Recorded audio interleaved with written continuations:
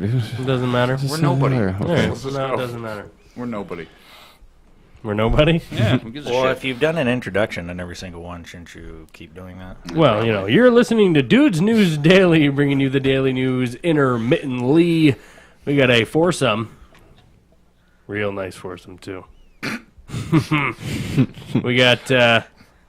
Lambo in the studio. First timer in the foursome. I love foursomes, you know. You can't go wrong with them. You can't keep this guy away from a foursome. We've been trying to get you on the show for quite a while. Yeah, I've been busy fighting freedom, so... Yeah, right. He's busy defending liberty. Yeah. All right? Doesn't have time for you. Yeah, actually, the Statue of Liberty is my grandmother, so... She's a very nice lady. She is. Yeah. She is... French? She's rock hard. She's everything. she's our everything. Okay. Yeah. Good. We have, Quinner, what is it? Yeah, Quinner's fine. Quinner chicken dinner. Yeah. Also That's known as... that's a little long though. You can just call me Quinn, and that's fine. Also another alias of Zach Loco. Yeah, I was gonna bust out another character, and then I just thought, you know what? Who gives a shit? I really? was down for it, and then I forgot it. Nah, I don't really care. Then we got That's good a old lot of- JP, What's up? and I'm KY. So, And then All the right. giggle. So we all had individual topics we wanted to touch on, as always. I didn't. I piggybacked off. Oh, Lambo. that's kind of true. You'll find something. You always I don't really care. Yeah, it is. I can Just talk about here. literally Let it anything. go wherever. We're like a tag team duo on WWE Nitro. That's awesome. old school. That's awesome. I am the law! And I'm the guy that hangs out on the apron and lets you do everything. Swoops in at the end. What would be your outfit? Well, Little as possible, I'm sure. Cigarette. I think, It's gotta be a I think I'd singlet. go with like a tactical black vest and like a black, Speedo with Right. high black boots and a black, How high are the boots? How high are we probably talking? knee high. Knee high? Yeah. Shouldn't we dress alike if we're a tag team? Yeah. I'm not gonna. I'll wear a singlet. I think you're way too aggressive, Lambo, for a Speedo. I gonna was wear thinking Yeah. chaps. Oh, Just that, chaps. that would be good. Yeah, chaps would be good. Assless chaps would be And I good. could ride out on a horse. Yeah. American flag draped Yeah, over awesome. Like an I old let- school sheriff. you? Yeah. Yes. Wanted, dead or alive. Yeah, He said the sheriff is nearer. The sheriff. I love it. I think I think we should do that. That's perfect. Definitely. And I would love to be. So our next under project that is we're sheriff. setting up a amateur wrestling league. I think, honestly, in this town, it's going to be way more popular than the podcast. I'll tell you that. Well, we need to We could cross promote. we need to set it up during Fair Week though, so my people can train for the year. And bet on it. That's Yeah. a good idea. Yeah. It's a really good idea. Right after the tractor pull. or in the before? middle of the demolition derby. Ooh, now. Like, Franklin yeah. County cage fighting. Put up an octagon in the fairgrounds and just let anybody who can get medical clearance it's get got- in there and beat the shit out It's of each got other. to be by the beer with tent. a referee, of course. We could, Can literally we do killing it each like other. Mad Max Thunderdome? Thunderdome style. But instead of throwing Is Tina weapons, Turner busy? instead of throwing weapons, we'll just squirt the mat with baby oil. Our opener could be ladies arm And wrestling. liquor. Yes, ladies arm wrestling. We got to book Black Widow. Black Widow. That falls on you, Lambo. So I was at Fat Jake's one night enjoying some beverages that I occasionally like to do. Occasionally. And I was down there and I was eating some chicken wings with a buddy of mine, and this girl was hammered drunk. And mind you, it was 6 o'clock in the evening. And she comes up to me and she grabbed my plate of chicken wings and said, "You gonna eat these, brother?" And I calmly looked up at her and I was like, "I'm sorry, what'd you say? Are you gonna eat these?" And I was like, "Well, I was going to, but if you want them, you can have them." She goes, "No, I'm just busting your balls." So I was like, "Oh, okay." And then she goes, "Well, I'll arm wrestle you for them." And I said, "No, I'm okay on that. Yeah, I'm just here enjoying dinner." And she goes, "You know who I am?" And I said, "Nope. I'm the Black Widow. I am the defending World Wrestling Arm Champ of the world. Do you know what that means?" And I said, "Obviously something with arm wrestling, I didn't know it was that big of a deal." And she goes, "Well, I'm the champ from here to Bangor to Constable, all the way out to Burt." work. And She's a champ within like a 20-mile radius. yeah, so I was trying to do everything I could to hold in a smile so she didn't fucking crush me with her bicep. And I was like, whoa, that's awesome, congrats. So about 30 seconds later, she rips open her shirt. There's titties in my face. And she goes, take a look at these, boy. And her friend proceeded to come over and grab her. And she was like, not again, Darlene. And so they grabbed her, pulled her away. And she was at the bar doing more shots and showing everybody her tits. And they're serving her. Yeah, the Black Widow got crazy. I mean, can you really turn down the Black Widow? Are you going to kick her out of the bar? 6:30 p.m. with her tits out, drunk out of her mind? Yeah. 6:30 p.m.? I missed that point. Yeah. Shit. 11:30, I'll let that slide. Yeah. At 6:30 p.m., that's the dinner crowd. Yeah. You know? Yeah, I was very scared. Like, there's a fairly good chance my parents might be there. Yeah. Asking my dad, you want to arm wrestle for that steak? Like, he wouldn't even know what the fuck to do. Your dad's going to see a pair of titties. And then, and then my mom's like catfighting the World Wrestling Arm Champion, the Black Widow. But you notice, like, now, again, I think it bears mentioning that the radius of her championship, that my mother falls outside of that radius. So I'm not sure who the regional arm wrestling. It could be my mother, for all I know. It's an underground thing. You know what I mean? Yeah, I don't know who out that way is the. Do you think Wrestling Arm Champion? Do you think the Black Widow fucked up by letting me know that? If it's an I don't know. underground. The Black Mamba is your mom. The number one rule is to not talk sounds- about the underground Yeah. arm It wrestling. sounds to me like it's like a sanctioned promotion. You know what I mean? So it can't be that underground. It's I'm not gonna it's go not with like rule it's not one is you don't true. talk about it. She No, asked. it is. actually is true. We looked it up. and it's true. And there's a Yeah. picture of her holding her belt. You remember that? We were all outside. Yeah, one we were night. outside. It just remember happened. that. No, I'll find it right now. It was a don't sunset. care. It was nice that evening. She is, and she is. And it must have been a long time ago. It was actually last summer before I took a 6-month sabbatical Yes. to Forcefully. travel the world. No, Yeah. he- Of your living room. yeah, but like the There's a games, Cheerio in the corner. the games he played on his Noticed Xbox. Yeah, he actually he was traveled. all over the world. Yeah, that's true. All right. He traveled literally through time too. Connected with many cultures. Sure, And, you know, A lot of the 13-year-olds screaming, "Oh, fuck you!" I actually became a liquor and a beer connoisseur for 6 months. So Of just Captain Morgan. yeah, I actually had to take a break from that because I drank it so much. So He wasn't even getting drunk anymore. no, it was like an IV.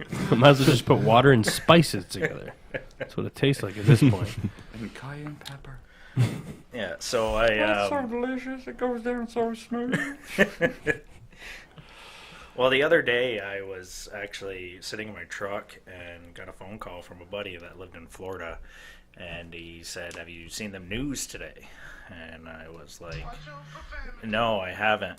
And so apparently there's profanity. 2 deputies that got gunned down eating at a Chinese restaurant while they were on shift eating lunch. A guy walked in there, gunned them both down, and went outside, jumped in his car, and shot himself in the face. Which has been a common thing over the last year. No, I agree with you. If you can recall, New York City, those 2 officers just sitting in their patrol car got blown away. Yep. I mean, even Dallas. even the sheriffs that are going home from work and parking their car in their driveway and getting ambushed walking into their house. Yep. Right. And that was in Florida, right? I think that one was in Texas. Oh, okay.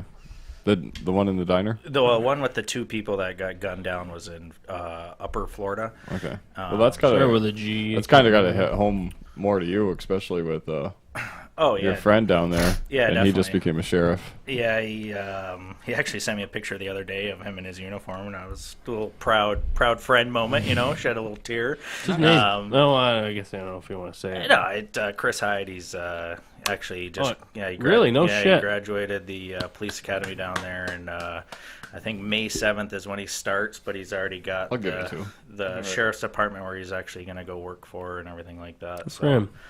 But yeah, it's crazy to think, you know, you're going to work and you're taking a break from a busy day Yes, of left calls me and domestics and Left me you know hanging, couldn't I? shootings and other things, and you're going to eat lunch and you're minding your own business and you're not even safe eating lunch. Well, it's a main cause of the mentality of a lot of America right now with police officers. And it's definitely not the majority thoughts on police officers, but it's definitely a lot of inner city hatred, urban area hatred. It's everywhere, man. It's Right. It's everywhere And because honestly, when was the last time you saw a mass media outlet put out a story about law enforcement that had anything positive? Pretty to it rare. At all?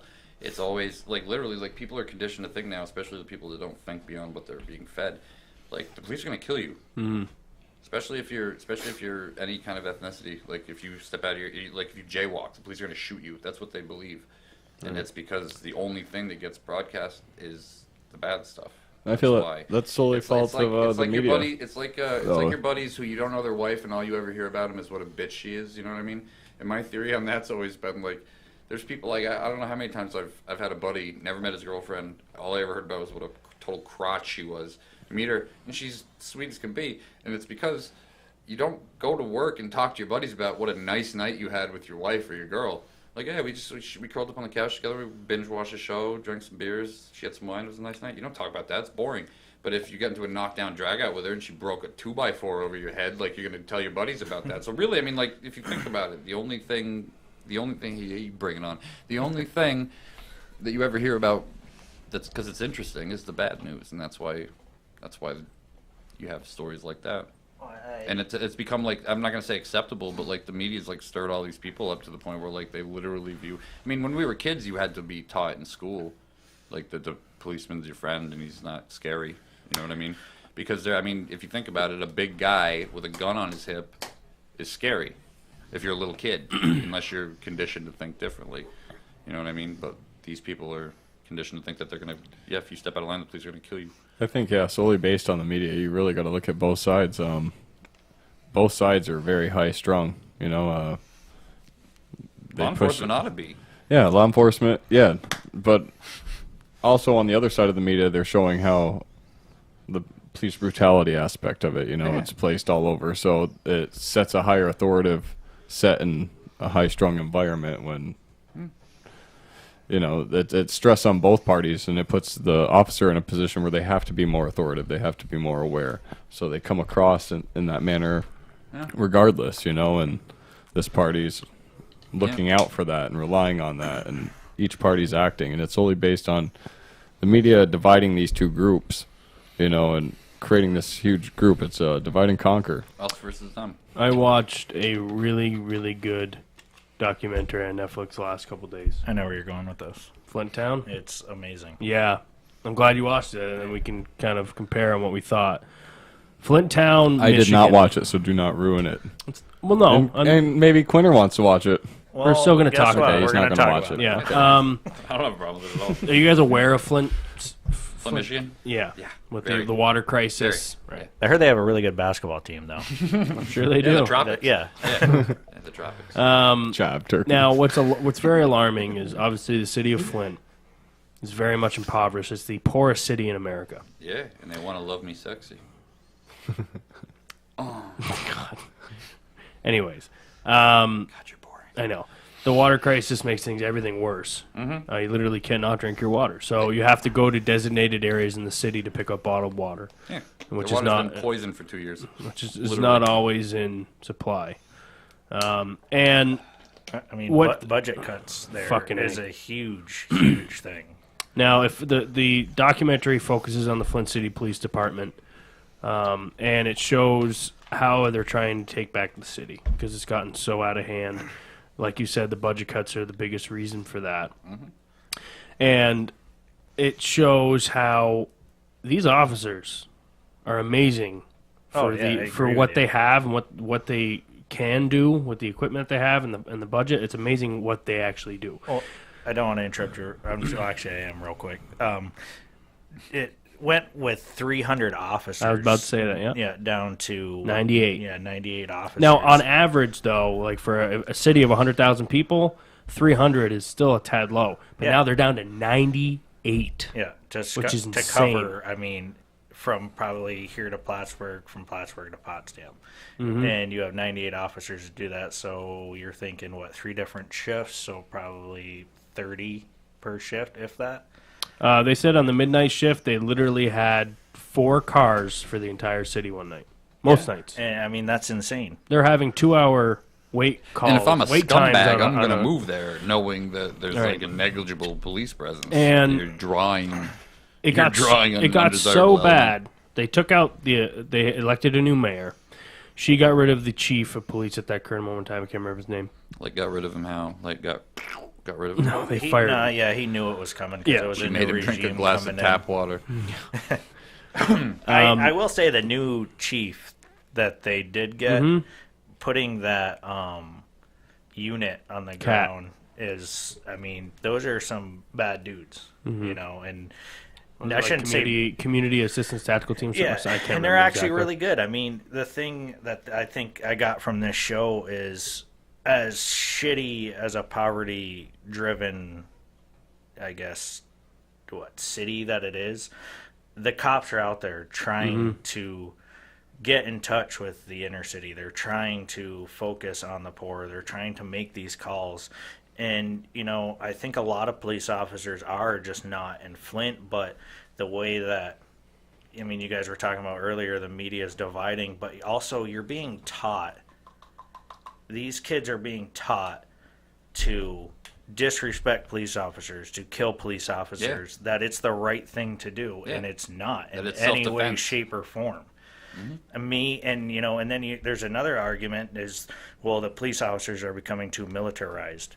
Yeah, I'm going to be out there in full tactical gear if I have cops that are getting killed left and right for doing nothing. And, you know, thank God I have some prior, you know, military and law enforcement experience, but say I was fresh out of the academy, I'm going to be a little high strung, especially in an area like Flint, Michigan. I don't know how they do it either. And, you know, you're getting these Balls, calls like courage, that. Like the straight one up girl courage. said her first call was not a Stabbing. domestic, but a murder. It was a stabbing, yeah. And, I mean, for your first call right out of the academy, I mean, I'm sure these guys are seeing some crazy shit. And we talked about the budget, and they're lacking vehicles so badly they have to send 4 officers in one vehicle. Yeah. And also, even when you do have vehicles, a lot of the times with the understaffing, where you're supposed to be partnered up in really bad crime areas, you're by yourself. You have no backup. Yeah, and your You're on- backup's about 20 minutes away. That's it's crazy. Yeah, it's nuts. That's It's absolutely crazy.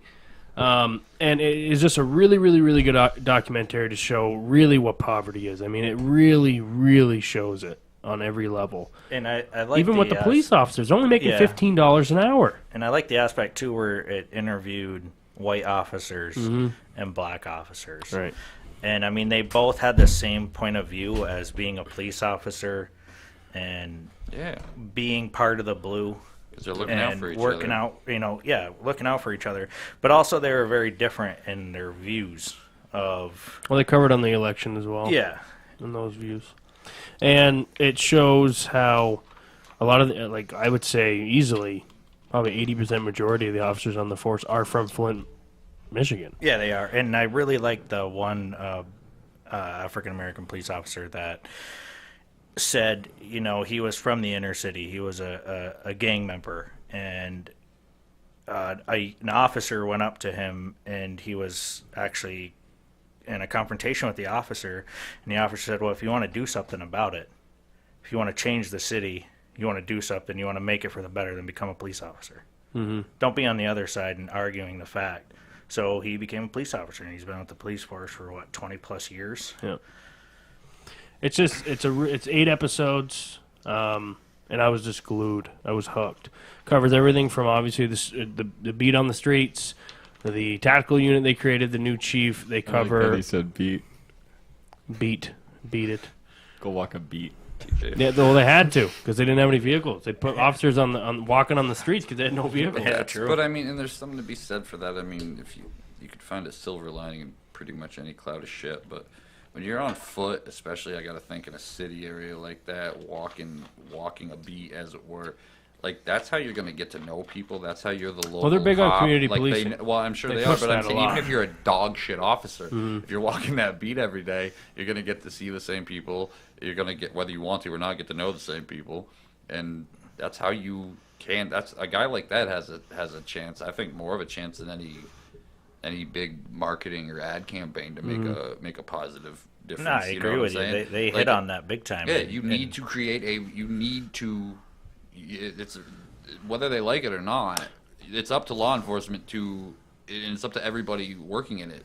It's up to them individually to try to change the perception of it. Remember when they started the tactical team? They literally went right into the projects with like the Hummer and everything, and they were like, they went door to door. yeah, they're like 15 officers deep and just started ripping people out of cars. And they were just like, we're here, we're sick of fucking around, and we're here. So you better change your shit.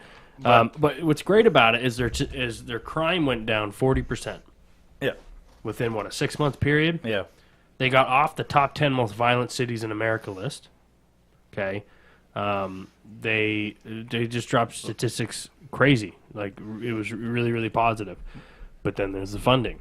Yeah. And once they ripped the funding out of the new budget, I mean, that goes away, yeah. Yeah, And they were right crime went back up. on there. But I see what Quinn's talking about. And, I mean, look at, when I talk to my dad and I ask him, growing up, how was the police? And I think what Quinn was trying to say is, I mean, you knew who your police officer was. right? I mean, everybody in the city knew, everybody in the town knew, you knew who was working for you, you knew that they were there for you. And, I mean, I think that's a big thing, especially within the inner cities. A lot of these cops are scared to go into a high crime rate of area or a high black rate of area. Yeah. You have a young white cop that's out of the academy. Who has no idea how to even talk to somebody But I from feel like in an if urban setting, they're almost not even speaking the same language. You know what I but mean? you'll get a lot more respect if you bring that car down to the projects, you get out Yeah, and walk. and actually introduce yourself. Yes. Hey, I'm your new I'm your new beat cop in this Yeah. area. Yeah. If you guys need anything, I'm here for you. Yeah. If I can't get to you, I will. If it's not today, I'll get to you tomorrow. Well, that'd be great, but with the lack of staff that they had, there was multiple scenes in the series where they'd show people calling, to 911, and they'd call 4 or 5 times because no one showed up yet. Well, it's because that cop that literally has that entire area, which is a very large area, is already trying to answer 4 other calls. They just don't have the staffing. No, I get that, but eventually those cops did show up. Eventually, yeah. I mean, yeah, it's hard. I mean, you have a whole. Well, and that's The fact that the effort was there, No, made it absolutely. more but, commendable I on the street. okay, from I our hate to- from our I hate to standpoint, oversimplify things here too, but like if and again it's you come back to the poverty aspect of it, which undermines what I was about to say entirely. But if you weren't shit ass poor, my recommendation would be, well, fucking move. You know what I mean? Like you don't have to live in. Well, a lot of these calls too, they're the same thing over and over and But over. my and my over point and over was again. But I'm is sure that I'm they sure eventually feel- showed up. I'm sure if I was a citizen, I would feel abandoned by my local police if I knew that. What's the point of calling 911? That's what people made what's the argument in the show. point? That's what citizens are saying. Why should Why I would even I call fucking the call? cops? Like, you're Yeah. not going to be here for an hour and a half. Like, if somebody's breaking in my house, 90 minutes later, you're not doing me much good. No. You know what I mean? So I totally understand where they're coming from too. And it's not the police's fault that that's going on. It's not, and it's certainly not the citizens' fault for feeling that way and feeling, resentment and feeling abandoned by law enforcement. But it's the people. And again, as always, the people who are actually responsible are sitting way above the fray, untouchable. Yep. You know? yeah. That's what it always is. The people actually responsible aren't going to suffer for it. But I also think on the other side of the spectrum too, I think that these calls are going to go a lot farther if I roll up to a scene, instead of getting out of my car, I'm not getting yelled at or, hey pig, Yeah. this and that, fuck you, why are you here? I'm here to help. That's my job. That's what I'm trying to do. Yeah, and you got to stay level-headed too. But you're always in law enforcement going to have people that got the job for the wrong reason too. Yeah. You know what I mean? There's for every guy like you said that would get out, walk around, hey, what's up, guys? Shake their hand like a man, treat them like people. You know what I mean? Because they're people. Yeah. Regardless. No, they are. So treat them like that. You know what I mean? Instead of treating them like animals and then wondering why And I mean, don't get me wrong, you have officers that were raised to be racist. Yeah, that's what I mean. There's people there's people that are going to get that job that are racist as hell, who literally, like they said in that movie, there's guys that got this job so they can throw a black guy through a plate glass window. Yeah. that's And if your main job is to get that job and you're racist, then get into a different line of profession. Absolutely, man. Like my whole thing is, why be a walking stereotype? Exactly. You know what I mean? Like this again, especially if the stereotype of police is that you're a racist and you're like, you know, a power tripping, like ego tripping, just look at my badge. No, I agree with you. That's the stereotype. Why would you want to be that? Yeah. It's asinine to me. Like, isn't it better to like make people do a double take and be like, wait a minute. Oh yeah. Wait a minute. You're a cop? Yeah. You don't talk like a cop. You don't act like a cop. You know what I mean? Like the cop, the video. Just a person. Did you see the video that I showed down in Texas, where the cop went onto the scene for a African American family, and instead of giving a ticket, that was more that's more commendable. Yes, I won't. He goes, if you want to throw hands with me, we can throw hands. I promise I won't arrest you. And after they threw hands, his partner came over and he stopped his partner from arresting him. He's like, no, we're not arresting him. He's not under arrest. Get the bracelets away from him. And there's actually a video of like 4 weeks later, they got called down there again. And as soon as the cop got out of the car, the kid ran over and he was like, "Hey, this is what's going on. You know, like it's these guys. I mean, you're going to get a lot more respect." Street credit, yeah.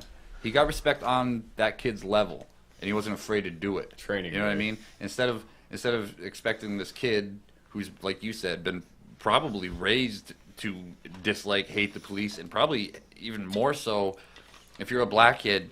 You probably have even more hatred for like a black police officer. You'd probably look at him as like a traitor. Like, what the fuck are you doing? Yeah. You know what I mean? As a cop, you turned your back on, you know, whatever. Yeah. So that's awesome that he came down. Like he said, I'm from here. You know what I mean? He was raised in the streets. He's local. Too, He was raised in those same streets that kid's stomping on that evening. You know what I mean? So he knew I can come down to this kid's level and how to get respect from him. I'll take my badge off, I'll take my gun off, and we can go. We can throw hands. And finally, the kid did, and I mean, the cop just owned him, owned him. But I mean, like not, and again, just like put him down, but didn't, you know, it wasn't exorbitant. Teed off on him, but I liked it. I watched the video. It wasn't exorbitant. It was enough to put him in his place, but he wasn't, you know, he didn't get him down and stomp his head. And, you know what I mean? He just put him. He taught him a lesson, and like you said, of course, the next time he came up, he's got that guy's respect now. You know what I mean? He tuned me up. That's how you get respect on the streets. Like we're talking shit back and forth. Well, I guess I got to put one on you. You know, and I feel like officers are looked at now with so much. I mean, you fuck up one little thing, you're fired. Yeah, that's why it's intense scrutiny now, man. And I mean, it's like these officers are almost scared to go out and do their job. Oh, yeah, absolutely. Because if they forget one little thing, especially in New York State. Yeah, if they forget one little thing, I mean, you're out of a job. You just wasted a year of doing an academy, another year of probation period, and you're out of a job. And I feel like as an officer, as a corrections officer, yes, you go to the academy, you do your thing, you learn how to do the job, but everybody's different. Everybody should be able to run their floor the way they want to. Yeah. Every cop should be able to do their beat the way they want to. As long as you're not overstepping, obviously, you know what I'm saying? Like, just horrible excesses. Yeah. You know what I mean? Basically, like to follow the 10 Commandments. Don't steal anything. Don't kill anybody. Don't rape anybody. Yeah. But like if you got to tune somebody up, you got to tune somebody up. If you got to, you know, don't try not to hurt anybody. No, I completely agree. And that's, again, they've taken a lot of this media scrutiny and this. That's all taken a lot of the ability of police officers, I think, to just effectively do their job individually, not as like the LAPD or the Chicago PD or the NYPD. Like an individual officer has some of that individuality stripped away from them because you're afraid to be yourself because you got to be rigid and you've got to be a hard ass and you got to be tunnel vision. Otherwise, you got to know when to do that. You're afraid if you skew a little bit, you're done. You're done. Like I said, especially in New York where we live, where Governor Cuomo is just so anti-law enforcement, and just honestly, you have to honestly wonder if the guy would be happier if we just abolished all law enforcement and this place just turned into like Sodom and Gomorrah. He's doing it for votes. Well, he'll do anything for votes. The man's a whore. There's no two ways about it. He would he would sell his daddy a Lysol cocktail for 5 votes, I think. He's a piece of trash. So with that documentary, though, everything that we just covered, it pretty much covers all of that. Yeah, exactly. It shows every aspect of that. It has really, really good interviews with a lot of the officers on the force, and it shows they're not only on the job but their home lives and how it affects their home lives, how it makes things difficult. How a lot of them will say that they're stuck in this city. This is where their families, this is where their kids are, and this is a job that they actually do believe in. It just makes it very hard for them to do their job. It's a noble pursuit. It is, though, and they're trying to save the city. To grow up in a place, and despite it being A shithole. dump, Yeah. Right. you feel such love for it because it's home. That's where you're That from. you exactly. You only get one, and I think that's noble. That's like the captain going down with the ship. I mean, you know what I mean? that's- I'm not going anywhere. This is my home. I'm gonna stay here, and I'm gonna try to make it a better place. And I Yeah, think that's it's- about as noble as a thing as you. And can they would do. always talk about how, they were going down. The guy who had I don't know if I can try to spell out the scene for you, but he's going down in a it's pretty much a city block, Yeah. and he goes, "There used to be people living here. And it was all abandoned every houses. single house is abandoned houses." He said, "This neighborhood used to be awesome." He said, "It used to be everybody used to live there. They'd have block parties. Block parties. I mean, people would have a community, and now." It's nothing. And they also brought up, especially during Halloween, they call it arson night. Seriously, because they just light buildings on fire. And they had some it's like the amazing purge. footage of the the fires sky. in that city. from the sky and stuff. From yeah, the I'm sky, sure. from even with the firefighters literally trying to get out of the windows because they're just being completely engulfed in flames. There was one moment where I thought one was going to die. It's like, shit, this is intense. So I don't want to talk about it. I don't want to give away a whole bunch of stuff, but I how does it highly end? recommend it. How does it end? Do they Not fix good. Yeah, I don't imagine it would. The middle part's There was the better part. There was hope. There was hope. There was, and then you watch I don't the like end, that you're you like, mentioned "Ooh." it past tense. You know what I mean? Like honestly, I'm prone to getting depressed anyway. I don't need help with it. But it is. I would definitely highly recommend, like Kyle said, to check it out. It's an awesome show. It's really good. Also, I wanted to watch documentaries. I had a couple days off, and I did watch one interesting one about a Nazi conspiracy theory, which is enough of them. Right. There definitely is, yeah. How Hitler didn't kill himself. yeah. He had a body double set up by his personal secretary. What about Ava Braun? Did she really die, or did she go? With Well, the Russians have because what supposedly happened, I don't trust the Russians. shouldn't, is President Hitler will kill and you. Eva, obviously, they killed themselves. Hitler shot himself in the head. Eva took a cyanide pill. And they supposedly took their bodies, put them in a pit, lit them on fire, and then buried them. Seems successful. Supposedly the Russians exhumed the bodies back in 1991, 2, something like that. And they did forensic testing on the bodies. Or I guess they only found one body. And the body wasn't even a man. It was a woman. They didn't identify as Eva at all, I guess, but it wasn't a man. It wasn't Hitler's DNA. So they were really bad at body doubles, huh? Well, for the appearance, no. For the appearance, they weren't. I don't remember Hitler So he was having built- tatas. But I mean, if you're gonna go on the run as the most hated man of the All 19th time. century, yeah. Do you know? all time, do you know where basically. they think he went? Well, he's South dead America, now. South regardless. America, I Nope. would imagine, is where a lot He of is them dead went. now. That's a fact. Oh yeah, but He would be by anybody now, for know? Christ's sake. No. South America is where a lot of them went. Argentina, South Brazil. fucking pole. He froze to death. No, he's Santa Claus now. The Germans did a major expedition Krampus. to the South Pole. They said it was for weather and research science studies. But what the theory is that they built, because they're really, really amazing engineers building underground bunkers, and they could fit about 60,000 troops in a single bunker. That's how good they were at it. Comfortably or like shoulder to shoulder? No, Yeah. their bunkers were actually. I mean, you look at D-Day, their bunkers would connect from underground. I mean, they were massive installations. Yeah, super intricate, way ahead of their time.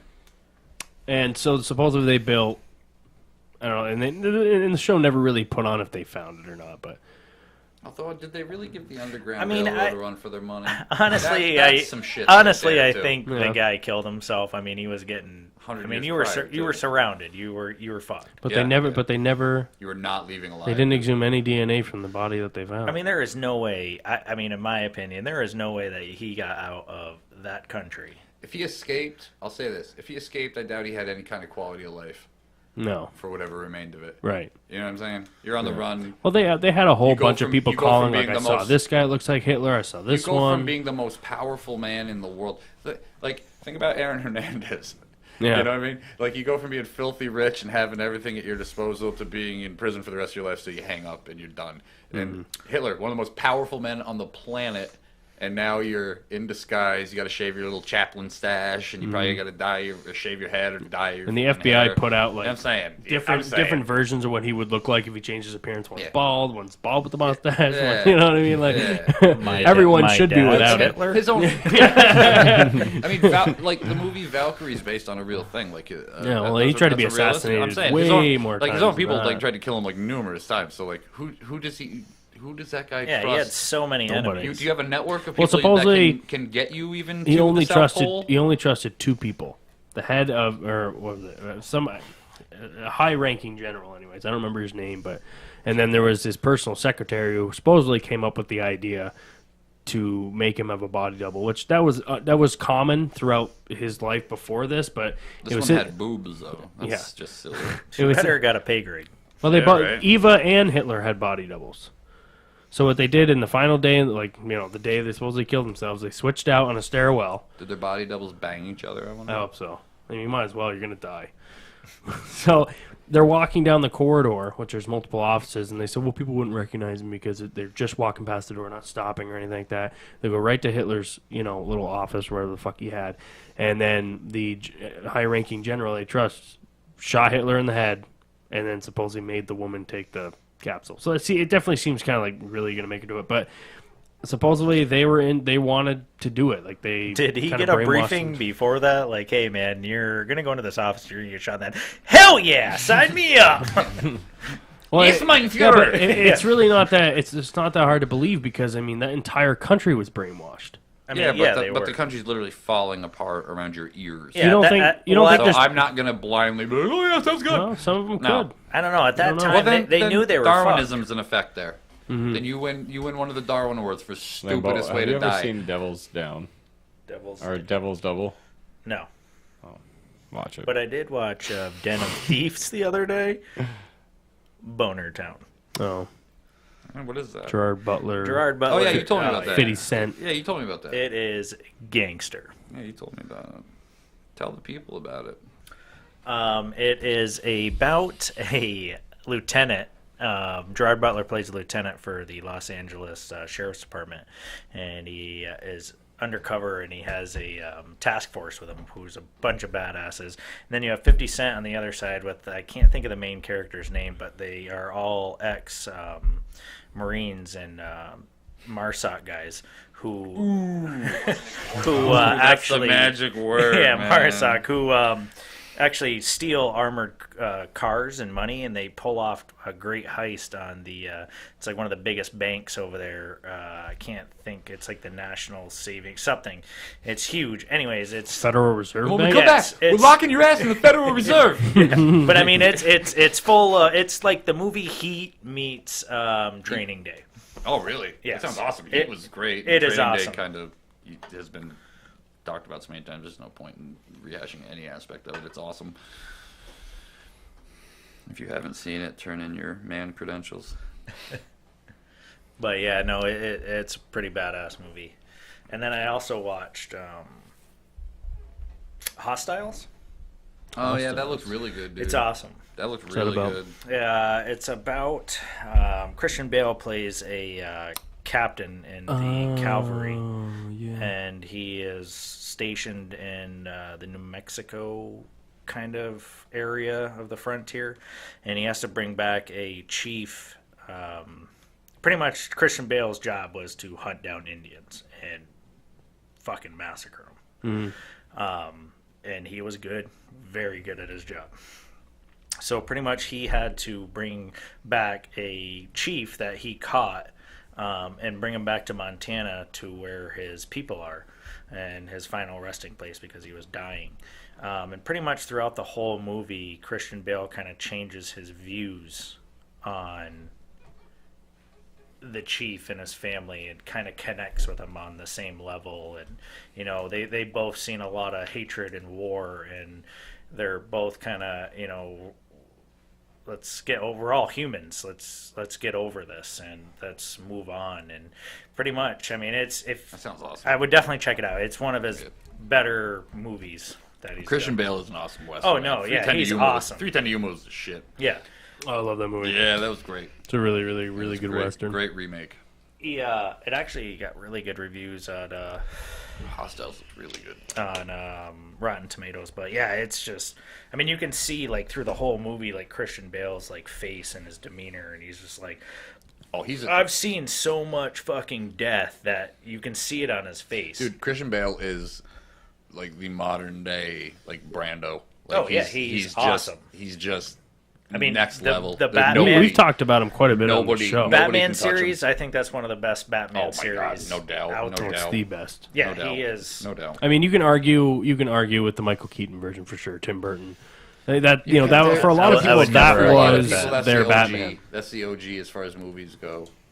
You know what I mean? There's probably a segment of people that still out there that probably. Well, in the still time prefer Adam that West, in the too. time that was an amazing movie though. Right. Yeah. Oh yeah. Oh yeah. It was When I actually kid, a it was serious super take dope. Yeah. on Batman. Yeah. The first It serious was very take. dark and it was very gothic. Like and Adam the Joker West to was Michael scary. Keaton. It's a pretty drastic jump. But I will But say, Nicholson is the Joker. I mean, come on. when I He made a watched, shit ton of money. The with that ending movie. when he laughed after he fell to his doom, like wow, haunt you. but when I watched the Batman with Bane, I was cheering for Bane. Not gonna Oh lie. yeah. Well, it's Tom Hardy. That's Yeah, Tom I mean, Hardy. that's my dog. I was like, break that back, break it. I love the. No, I love you. Never mind. What was the thing I saw? Was it? Oh, did you know he's doing a Al Capone movie? That's been in production. I've in heard about it. hell for the heard about it. Oh, longest I just fucking saw time. an article on it where he took a bunch of pictures Like of the mug shots, and it should be coming out within the next year. yeah, but he there was a huge rumor that he was going to be Sam Fisher from Splinter Cell too. So I have never heard that rumor. yeah, that was like 3 years ago. It was talked Dude, about. you know what I've noticed on the internet as There- far as cinema goes, though, is a lot of people are more than willing to put out news that so-and-so has been cast or so-and-so is going to be playing such and such. And it's just wishful thinking on the part of, like, maybe 5 people who put this article out. And, like, everybody's like, oh, my God, Well, that's that's- gonna be Game time! awesome! They did it with the recasting of... I saw them do it with the recasting of like who's going to play the adults in the second part of It, and I'm looking through it. And Oh, I'm that like, was so and, fake, And I'm so like, yeah, fake. I read it, and I'm like, oh my God, like if they could lock all those people Did down. you see the trailer for it? Yeah. I was like, okay, this seems pretty legit. Yeah. And then I saw 6 different movies, and I was like, you Fuck off. motherfuckers. But I'm saying, like, I read an article where they're like, oh, Christian Bale's going to be adult Bill. Bill Hader's going to be adult Richie. Jessica Chastain's going to be, and actually Jessica Chastain is going to be adult Beverly in the second one. I didn't see who the rest of the cast is going to be. God, I can't wait. But- 2019. I don't mean to interrupt, but we're doing a live thing right now, and I just want to give a shout out to Travis McDonald. Who's watching? Hey, Trav. Hey, What's up, big player? What's up, dude? I hope you're not working right now. Yeah, I kind of hope you aren't 'Cause too. we're just- I kind of hope you are. We've been Actually, talking. yeah, that'd be even better. But this would be a great episode for you because you're a police officer, and we talked extensively on that. So Yeah. stop watching this and get on the streets. All right. Warheads on foreheads, baby. That's right. That's right. No, but shout out to you, dude. Hope you're doing safe. Hope you're doing well. Yeah, be safe, Trav. Doing great things. Yeah. Later, man. Yeah, and stop sending people to our jail. Sick of you. Sick of you. But back to Christian Bale. Amazing. Okay. He is other than Daniel Day-Lewis, he is the method actor. Oh yeah, for My sure. opinion. I like Leo too. I was gonna compare him to De Oh Niro. my God. Love Leo. Love Leonardo. I was gonna say modern day De Niro for Bale. That's fair. That's Revenant. He's another method actor from way back. I actually really enjoyed The Revenant. Yeah. Did you see it? I made a point to even see it in theaters, and I absolutely loved it. And Absolutely I heard it loved was it. excellent. So everybody's So seen good. it, or No. are you gonna see it? Yeah, I'd like to, but I mean, Well, I again, was it's like gonna a 3 hour. It's like a 3 hour movie, isn't it? So can I talk about something? Yeah, go ahead. I don't care. So during the forget by movie, the time I that- was like, "Where the hell is Tom Hardy? He's supposed to be in this movie, right?" Right. And finally, halfway through the fucking movie, I'm like, "Holy fuck, that's Tom Hardy right there!" I was like, Yeah. You've been here the whole time. the way he played his character, you would never know it was Tom Hardy. Yeah. Just by looking at him too, I was like, "Who the fuck is this guy? Where the hell's Tom Hardy? Is he gonna show up somewhere? right. Is he the bear?" You know. So yeah, it was just Is he a grizzly bear in this? yeah, it was awesome. I could buy it. I could buy that. Yeah. Fuck. I hate those things. But the vapes, yeah, I'm not. I just like, They you know, kill it's me. like I love They cigarettes. kill me. I do too. Love cigarettes, my chaw. No you know? substitute. Yeah. There's no But when I substitute take a for it. hit off of a fucking vape, I feel like my lungs are gonna fucking melt to death. All right. Quinner ended up leaving. He has some important things to attend to. So just going to be Lambo, JP, and myself, KY, in studio. Now, I wanted you on the show for a long time, and I wanted to touch on your military experience. You are a veteran. Thank you for your service. Maybe you get sick of hearing that. No, I appreciate it. I mean, it's one of those things where, Thank you. I mean, it's a little weird, you know. It's because you're getting thanked, but I mean, I love this country. I love, you know, my friends. I love my family, and as much as a veteran says they hate hearing that, they love it at the same time. But sometimes it can get awkward when you hear it like back to back to back, and you're Right. like, "Oh, thank you, Thank you. no, Thank thank you. you, Thank no, you. Thank you. So It's almost like doctor. yeah, Doctor. captain. Does it ever get, like, as you said, it can get kind of, you know, you ever had a point where you just felt like it was too forced? Like, you're just saying it because? Do you think, like, have you ever experienced somebody who you really didn't think was genuine about it? Yeah, I think when I got back, probably from my first deployment, and you get off the plane, and we landed in Tampa, and I mean, there's so many people there that it's you see some people that are genuine. They're like, "Thank you." They're lining up. They're clapping. Right. But then Welcome you have home. the walk buyer who's like, "I got to catch my flight to Chicago," and they're like. Walking by, like, "Oh yeah, thank you, brother." Like, you have no idea what you're clapping for. You just see a bunch of people clapping. Right. But I mean, you know, sometimes it does feel uncomfortable. You know, like when I get thanked by another veteran, or I get thanked by you know, like a World War II vet or something okay. like that. You know, it's like, no, I should be thanking you. Right. I mean, your generation was one of the greatest generations to ever go to war. And, you know, I think that's when it gets uncomfortable for me. Right. Now, what branch were you part of? I was a military cop, security forces in the United States Air Force for 7 years.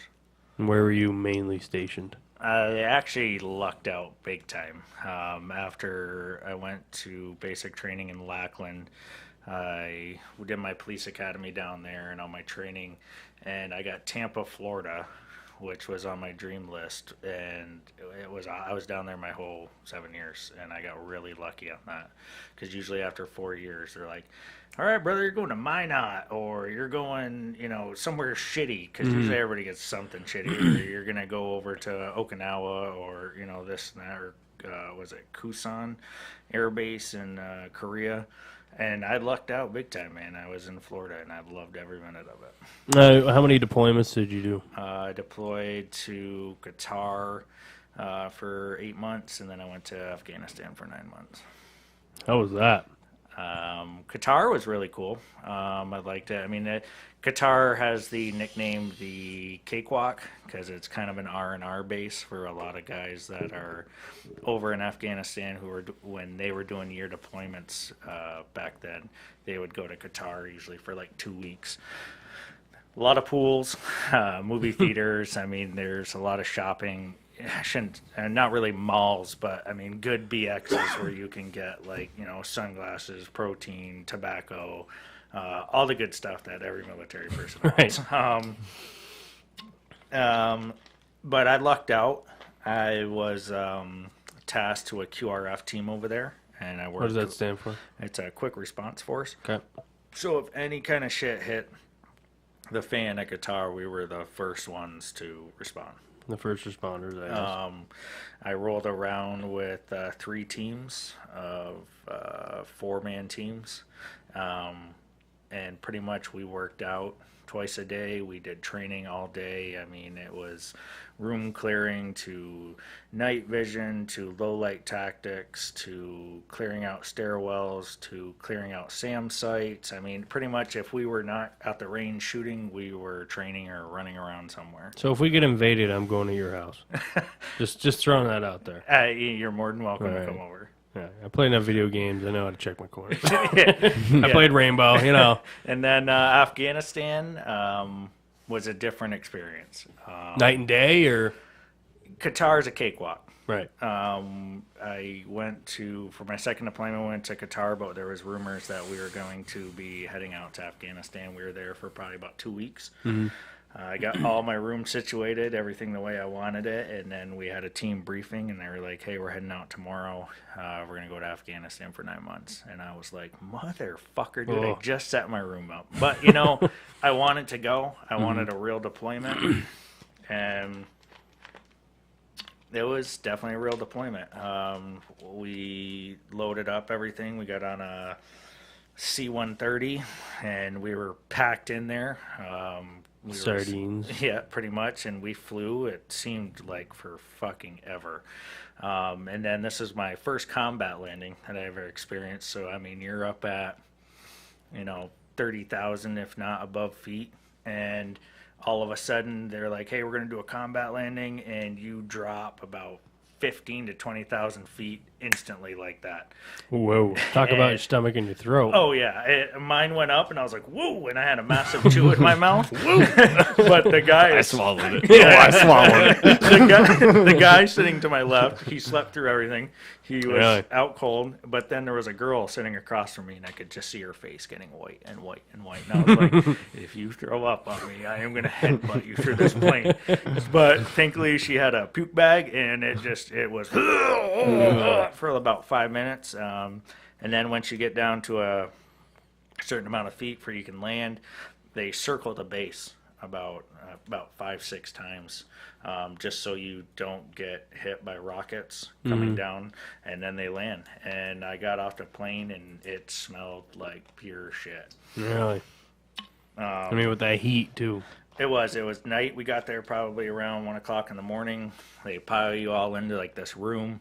I mean, it was just that you knew you were in a real fucking deployment, real country. They got us into this room. They were like, you guys are assigned to this sector. You're going to be doing this. So we all went over to, I was in Bravo sector. And over there it had the Special Forces units, with Green Berets, Navy SEALs, pararescue jumpers, and then our group. And then there was an airborne unit over there from the Army. And I lucked out really good once again after a couple weeks of doing really shitty jobs, of tower jobs and things like that. An experience of mine when I was in the tower over there, actually, I relieved a guy, and he was like, hey, keep an eye on that sand building over there. And I was like, why? And he's like, oh, you'll find out. He's like, you're going to see 2 guys coming up here with a goat. So I was like, okay. So he left. I checked my gear, made sure I had everything, checked my maps, checked my sectors, checked everything that I needed to check off my checklist. I was good to go for a 12-hour shift. So I'm sitting there, and I see these 2 guys come out. And they had a goat, like he said.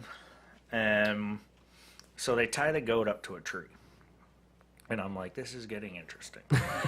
So the one guy goes down, we call it Shit Creek, because this is pretty much where all our fecal matter, all our urine, everything from the toilets and everything, they dump it into this creek and it'll flow out into the lovely villages of Afghanistan.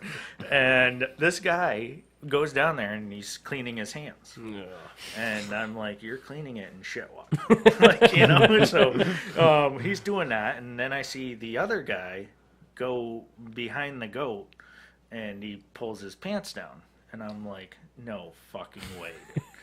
So he starts going to town on this goat, fucking it to death by this tree. The other guy's washing his hands in shit water. Gets done washing his hands in shit water and washing his face. Ugh. They switch spots. He goes over, starts fucking the goat. And the other guy goes back over and he's cleaning himself off. And then the other guy got done fucking the goat and cleans himself off in the shit water. They untie the goat and they bring the goat back to fucking Durkaville. And I was just like, what the fuck did I just watch? You know? And in my mind, I'm like, was I supposed to watch that? But I mean, it was like a car accident. You can't help but look, you know. No. And I was scarred for about a week straight. But luckily, I got a really good job over there. I was attached to an Egyptian field hospital, and I worked with the South Korean special forces units over there. And it was me, and I had a squad leader, and then it was me who was the second in charge, and we had about 7 guys underneath us, and pretty much we did outside the wire missions.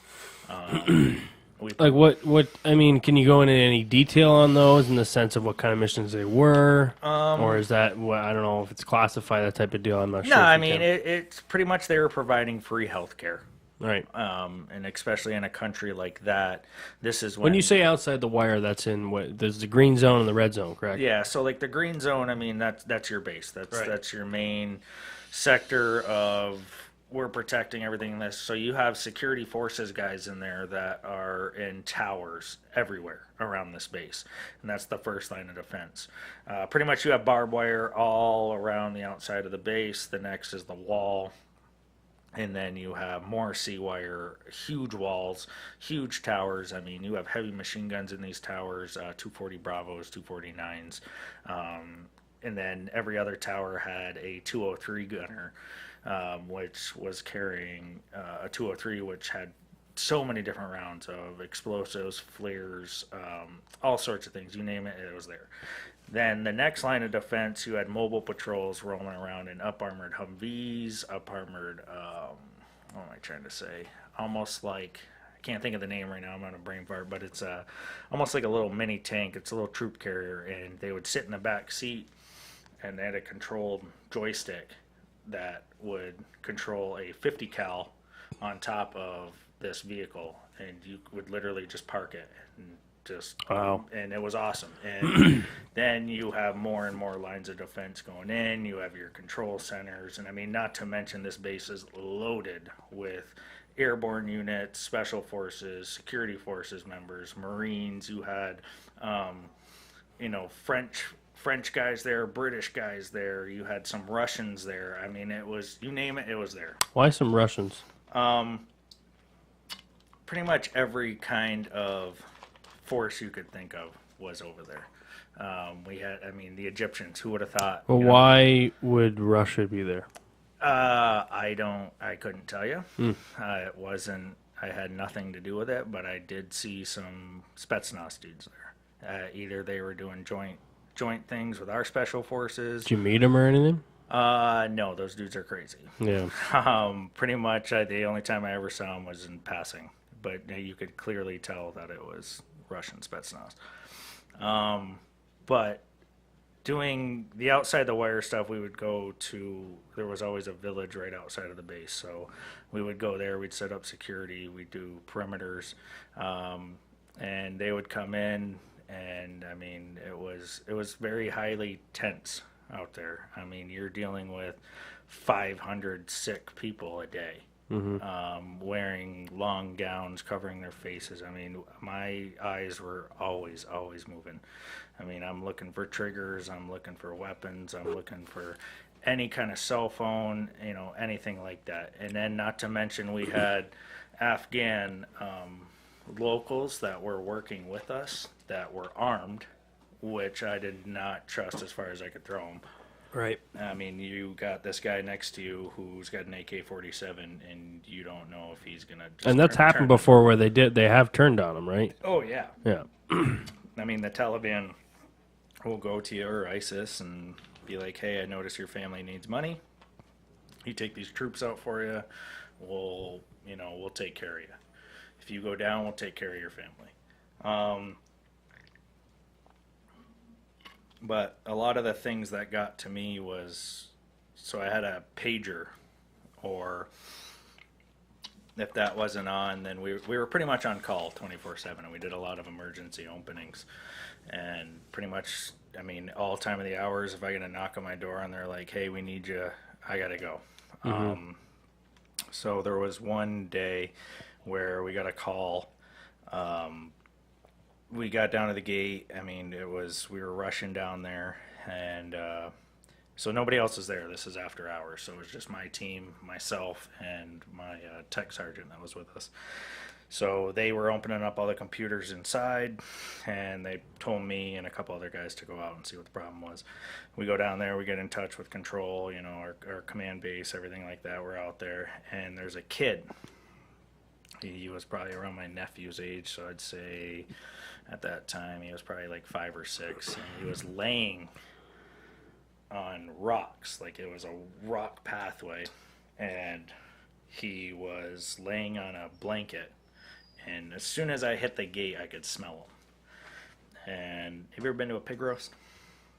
Kind of, but not, I mean, like... Well, you know how they take the pig and they just keep rotating it and rotating it. I mean, you can smell the skin. Right. The skin.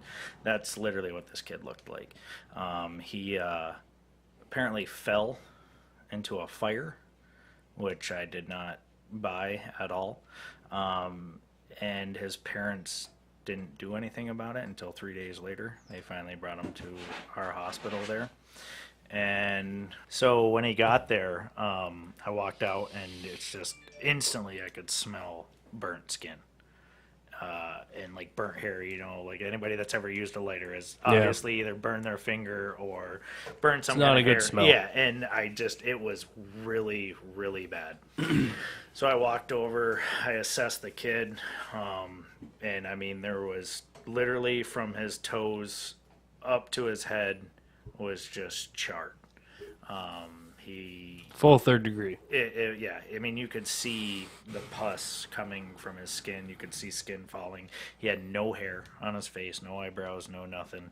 And, in my head, I'm thinking, why the fuck are you just bringing him to us now?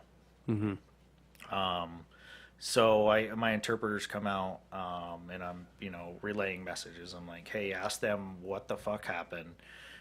So pretty much, long story short, he fell into the fire. Apparently that's the story they're going with. The mother was they're young over there. So she was probably around 18. Wow. Maybe 20. How old was the child? Would you say 5 or something? Yeah, about 5. And Jesus. Then you look at the husband, who's around 50, 40 something. She had no care in the world. She's over there playing with rocks. I mean, she's still a child herself. And then you have the father, who won't even look at me in the face because I can tell that he's fucking full of shit. So the Egyptian field doctors and nurses that are there, it has to be on their assessment if they take them in or not. So they come out and they take one look at the child and they're like, nope, we're not going to take What? And I'm like, what the fuck? I'm like, are you fucking kidding me? And the command that was there before for the Egyptian field hospital would have took them in a heartbeat. I worked with some of the best guys, and this new command, they were just all lazy assholes. So they're over there laughing. They're laughing about this kid who literally is dying. And I lost it. And I remember one of the Egyptians relayed to my interpreter pretty much insulting me for caring. And I fucking lost it. I pulled my 9mm out and I racked around and I pointed it at his face. And the guy I was out there with came over and he, slapped my hand down, pushed it down, and I, holstered my weapon, and I was like, I told my interpreter, I was like, tell them there's nothing we can do. And so they wrapped him up. And I said the best thing they can do is go to Kabul, which is about an hour away, who has a hospital over there. I walked inside. The Egyptians were kind of not happy with me, but you know what? I mean, this was probably my 7th month over there. I'm over it. Right. I'm exhausted. I'm there to help people, and you're a fucking asshole.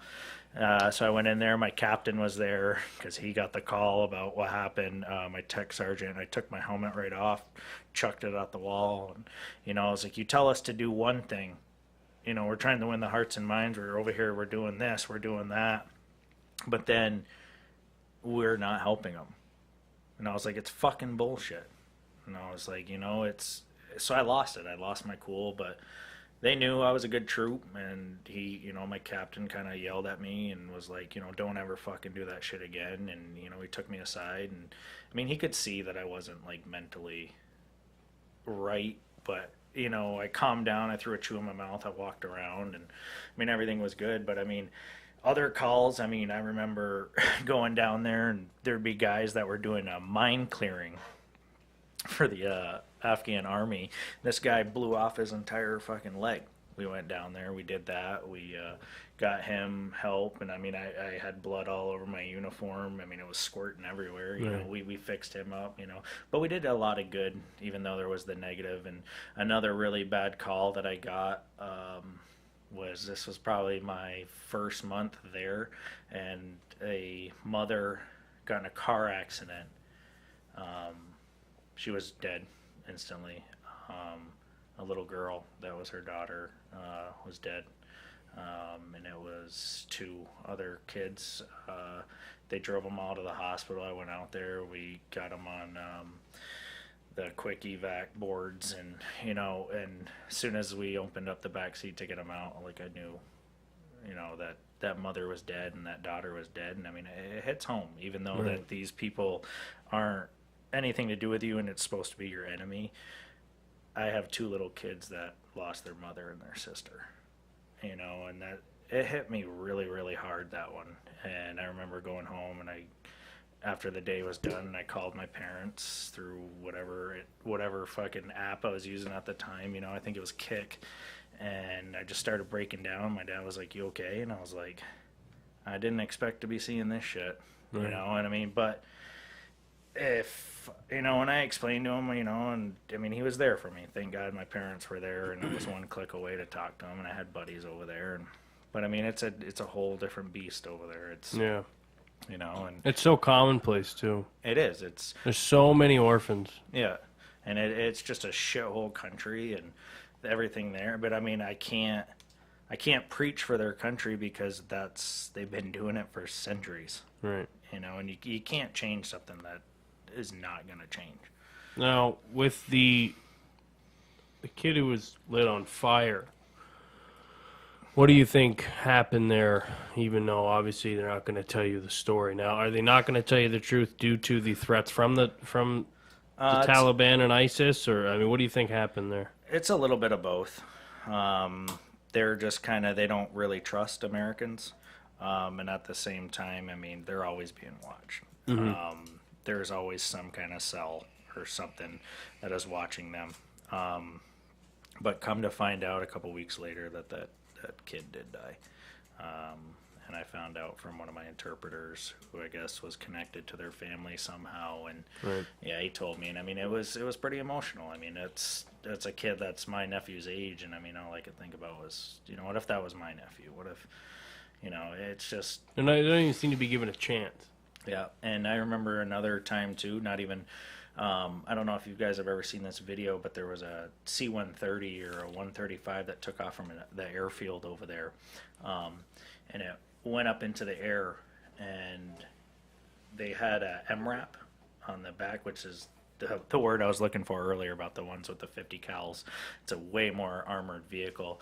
Well, anyways, an MRAP broke loose from the tie-down job that they did, and went all the way back into the back end of the plane and brought a whole C-130 and it was either a C-130 or a C-135, went straight down to the flight line and exploded. Holy fuck. Yeah, it killed both pilots. I believe there were 6 contractors on board, and then there was the load team, the load master, and a couple others. So, and I actually saw that from my tower.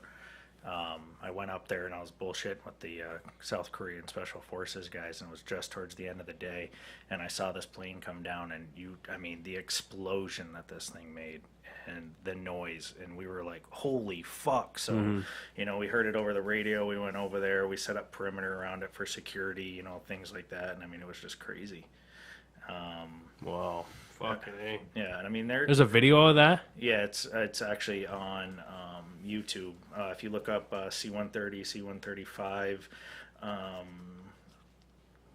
losing control or crash at Bagram Airfield, something like that. You can actually see the plane go up. How you spell Bagram? It's B-A-R-G-H-A-M. Wait. Yeah, B-A-R-G-H-A-M. I think. Oh, boy.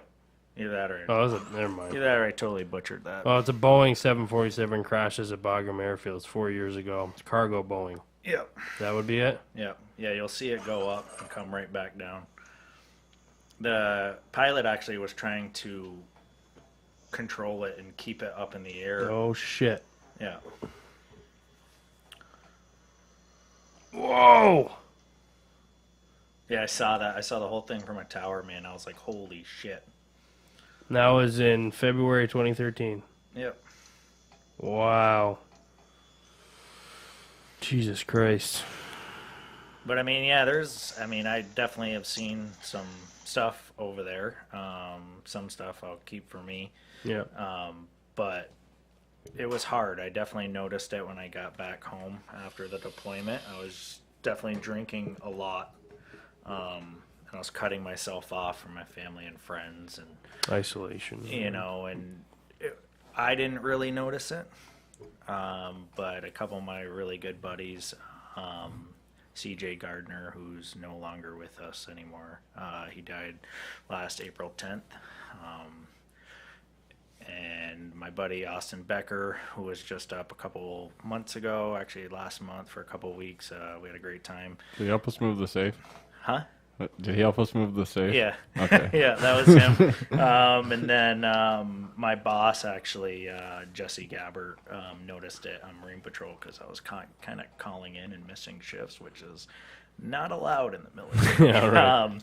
And they were kind of like, hey, man, what's going on with you? And I was actually getting out that June out of the military, and he was like, hey, go over there. He's like, go see mental health, talk to them. So I did, it's like a post-assessment. You get them every time you come back from a deployment. But, I lied, of course. Yeah. I don't want to have anything with my career go wrong. I don't want to lose my gun or my badge. So I tried to deal with it. And right before I got out, I went and saw mental health, did another one, and they called me back like 2 days later, and they were like, you got a lot of red flags, man. They were like, we need you to come in and talk to a doctor, talk to a psychologist, whatever. Mm-hmm. So I went in there, and they were like, hey, when you get out, get in touch with the VA. So I talked to them a couple days later. They got in touch with me, and they were like, hey, we think you got a pretty good, strong thing of PTSD. So actually, when I got out, I got in touch with the VA as soon as I got home, and they've been nothing but great. I go to the Plattsburgh VA, and they were awesome out there. And then they hooked me up with, so I don't have to drive down to Albany all the time to talk to my main counselor. I can Skype her from home. There you go. And she's down in Albany. She's amazing. And we talked about a lot of stuff for about the first year and a half I was home. I was in touch with her every 2 weeks, talking, crying, laughing. Every kind of thing that happened.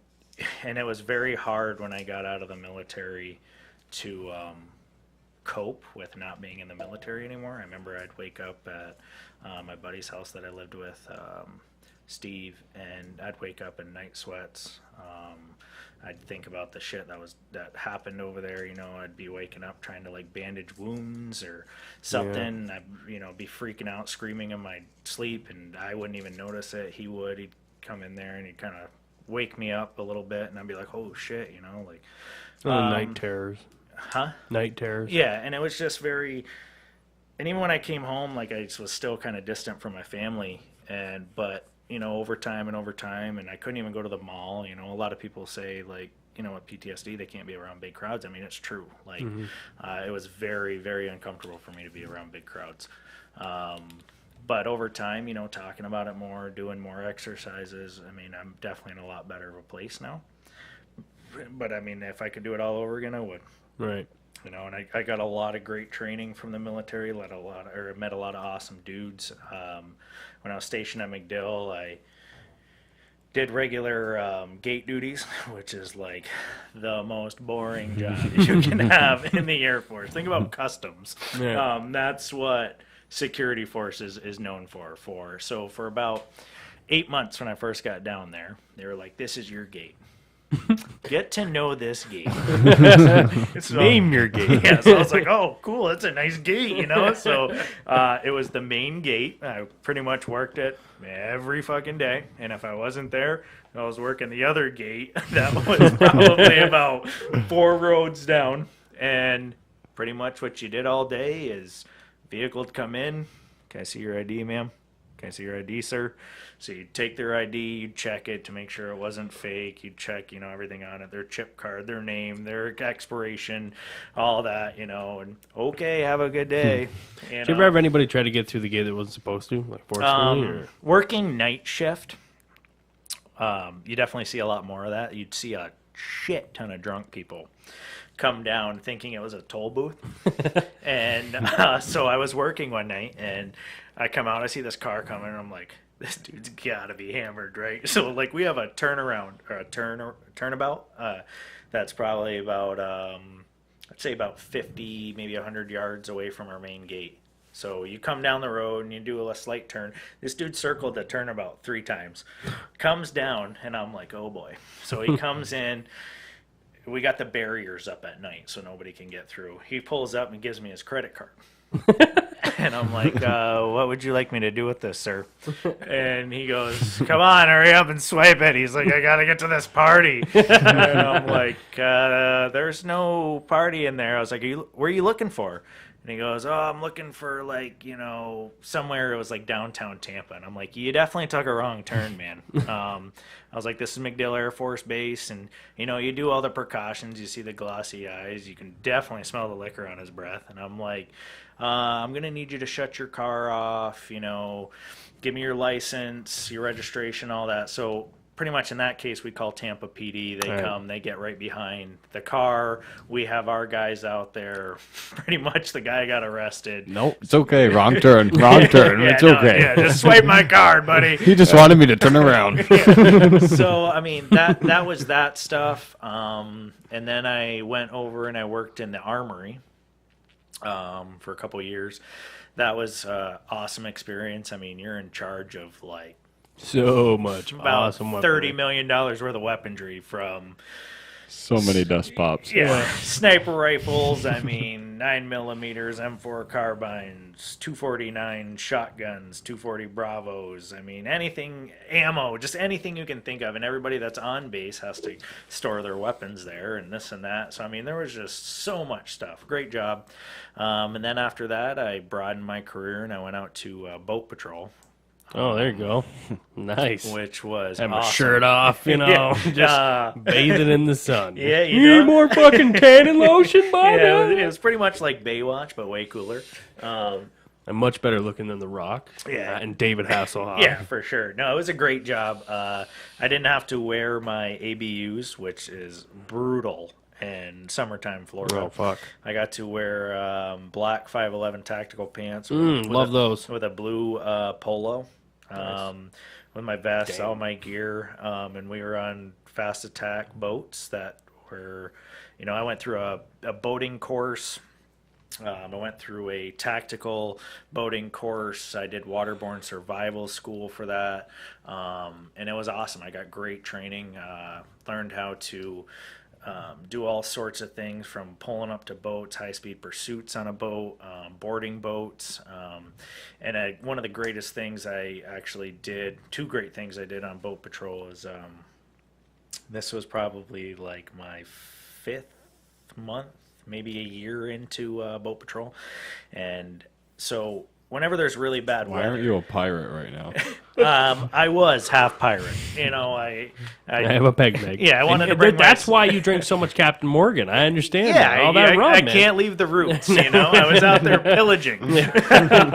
So, one of the cool things that I actually did, it was really bad weather. It was almost like a small hurricane off the coast, and for some reason, apparently nobody down there checks the weather report in Florida. They're just, oh, no, it's going to be sunny today. Yeah. No, so these kids took their parents' 26-foot, what am I trying to say, sailboat out. No experience. One was 14 and the other one was 12. That'll work. Yeah, took this boat out. Hit a sandbar probably about 1,000 meters off our shore, and it was 8-foot swells out, 35-mile-an-hour winds, and we got a call over the radio asking for assistance from the Coast Guard. Apparently there was a small raft. Neither one of the kids had a life vest on. And it was just this small raft going up and down, up and down. And, I mean, it was really bad weather. So, me thinking, you know, I was a pretty good boat operator at that time. I've always grown up around boats. I've always, you know, done this. Definitely over the years, I became one of the best boat operators out there. But I mean, you're never prepared for anything like that. So I get a call from my flight chief. He's like, "Hey, do you want to go assist these guys?" I'm like, "Fuck yeah, I do." You know, that's just me. I'm gonna go save a life. Mm-hmm. So I jump in this boat. I'm with this guy who wasn't even a boat patrol member at the time. He was a Raven, which is a specialized unit in the Air Force. So we're out there. We're going to get this guy. Usually it's about a 20-minute boat ride. It took us an hour and 45 minutes to get to this guy because the swells were so bad. We did a swell. We'd go up. Our boat would disappear. Whoa. And it was just, we were covered in water. And I mean, I'm talking on this radio and I'm like, trying not to swear back at control, you know, and I'm Jesus, like, fudge, Christ. I'm like, McDill, this is boat 1, be advised, fuck! And I'm like, oh, we're making approach, you know, oh shit, you know, so we finally got out there. The Coast Guard was there. They were actually bringing in a Coast Guard rescue helicopter.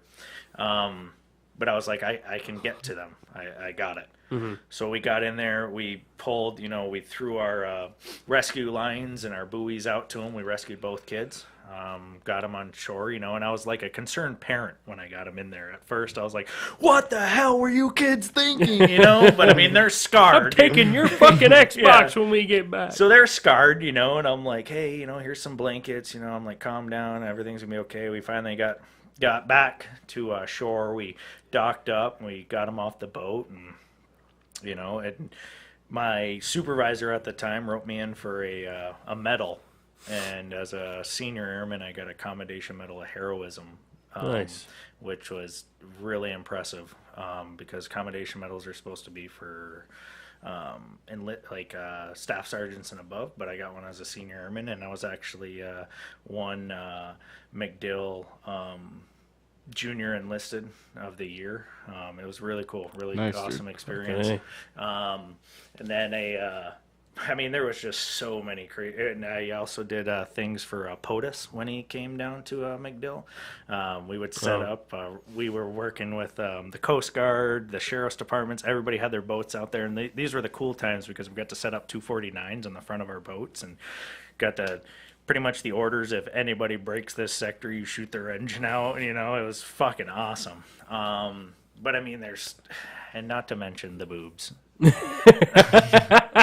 The boobs the you Tampa see, boobs. the Tampa boobs you see on Boat Patrol was amazing. We'd be chilling, posted up, you know, somewhere covering a sector, and you'd see all these partiers coming by, flashing their tits, and I mean, it was such an experience, you know. I mean, I grew up from 21 to 29, 28 down there, and I mean, it was just such a wild ride in Florida.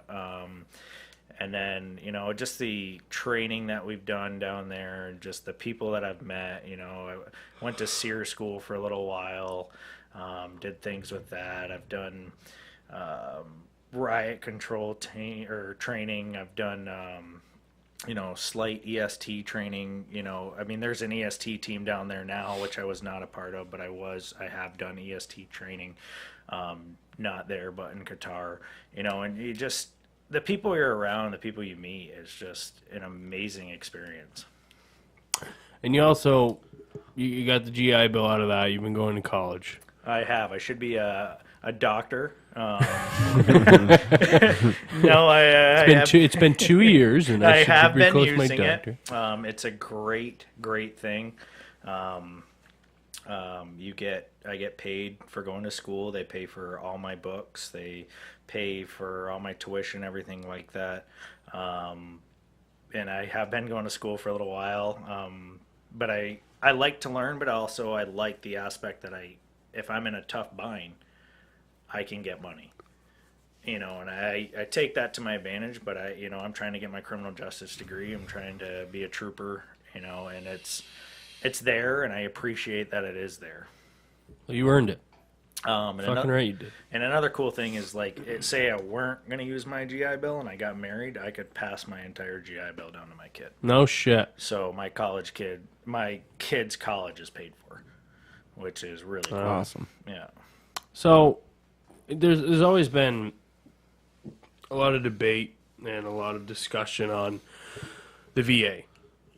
And with the lack of funding in the last 2-3 years, and before Trump was big on talking about the VA and helping soldiers and everything. Do you feel like so far they've came up with they answered the promise with the VA? Do you feel like there's more that could be done? I mean, what's lacking? I think the VA as a whole is really fucked up. There's some people that I've talked to at the VA that are very helpful, very professional at their job, and then I've talked to other people at the VA who don't give a single fuck. They're just there to collect a paycheck. If you're going to do that, don't work for the VA. No.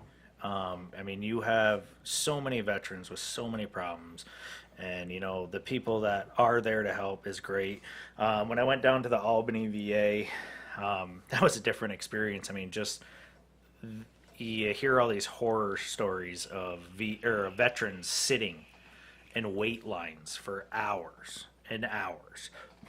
Luckily, I had everything scheduled that I needed to go get there for my disability. So I was in and out because it was my initial. But these guys are sitting there in the wait room and the wait lines for hours. And it looks like these guys are already dead. I mean, just sitting there. And, it's just, I get it. You're busy. You have a lot of veterans. You have a lot of this. Some are bullshit. I will call veterans out that use the system and use it to their benefit of getting money or, faking an injury. And I think it's a shame on you. That's not what it's there for. People with real problems, things like that. I think that needs to be addressed because, I mean, you have veterans who have crazy PTSD who are trying to get help, and there's not enough help, who are committing suicide or feel like they can't, find a right path with the VA. Another thing that bothers me is I live in Malone, New York, and Albany is like 4 hours away. All right. If I need to, I have free health care for the rest of my life. But for major surgeries, other things like that, I need to drive down to Albany. And that's bullshit. I shouldn't have to. I mean, you have people who drive farther, 8 hours, 6 hours. I shouldn't have to drive down to Albany every time for something because that's the closest thing. And I think one thing that Trump is doing good is that he's trying to get it to where you can have an ID card and pretty much bring it anywhere you want, any doctor you want to see. If you need surgery, I could get it up here. Right. I don't need to go down. That's the way it should be. And that's one thing I do think's awesome. But I think the VA as a whole, it's going to take a lot of years to rebuild that and get to where we want it as veterans. So for anybody listening who, a former veteran, even if you're not, and you're going through issues and you've had traumatic events in your life and you think you are suffering from, symptoms of PTSD, I mean, what would you say to them? How, what guidance could you give them? Because you've been there. I definitely would not try to beat it yourself. It's very hard, and it takes a toll on you mentally and in your heart to try to hold that all in, to try to beat it yourself, to try to play off cool. One of the best things I ever did was admitting it. Yeah. And, getting help. Talk to your friends, talk to your family. It's okay. It's okay to let it out. If you don't feel comfortable with that, there's crisis lines you can call. There's, get in touch with the VA, talk to somebody, but don't fight it alone. And me talking to a counselor for a couple of years now, it's been so much of a weight lifted off my shoulders that I can see the old Micah coming back, not the Micah that was there and who was stuck in a war. Yeah. And it's time to come home. Yeah, and now that and a big thing too that helped me too is I moved back home. And I was around friends and I was around family. And a support system. And it was great. Just being up here by the mountains and, the changing of the seasons, it was huge for me. And, I think a lot of veterans should do that when they get out of the military is go back home for a little bit. Yeah. That's where you're from. That's where your roots are, But, don't hesitate to not seek help. It's a big, very big problem in this country. You have a high rate of veteran suicides, and they don't reach out. Yeah. They bottle it. They try to deal with it on their own rapport. And unfortunately, there's some veterans that are ignored. Yeah, they are. We have a huge homeless veteran problem in this country. And a lot of the argument with the VAs, they're not doing enough to help them, not setting them up with a place to live, that type of thing, giving them the mental health care that they need. Well, it is, and I think homeless veterans, that's a fucked up situation because you have immigrants that are coming in from all over the world or, Mexico, Europe, this and that, who are getting set up with better health care, better this, homes, living off the system, this and that, while you have a veteran who, say, served in the Army for, 14 years, who's living underneath a bridge. And that's fucked up, dude. And it is. And they do it. They really mainly do it just because those immigrants are boaters. It's easier to fucking sway them that way. Yeah. No, and I think that's a fucked up system in a fucked up way. I've never been fully against immigration because everybody's an immigrant. Right. But there's priorities there. When you have somebody who literally, signed a contract, putting their life on the line for their country, just, we wouldn't be able to sit here and talk about this if we didn't have those who served their country, who went out in the line of fire to give us this opportunity, to protect this opportunity.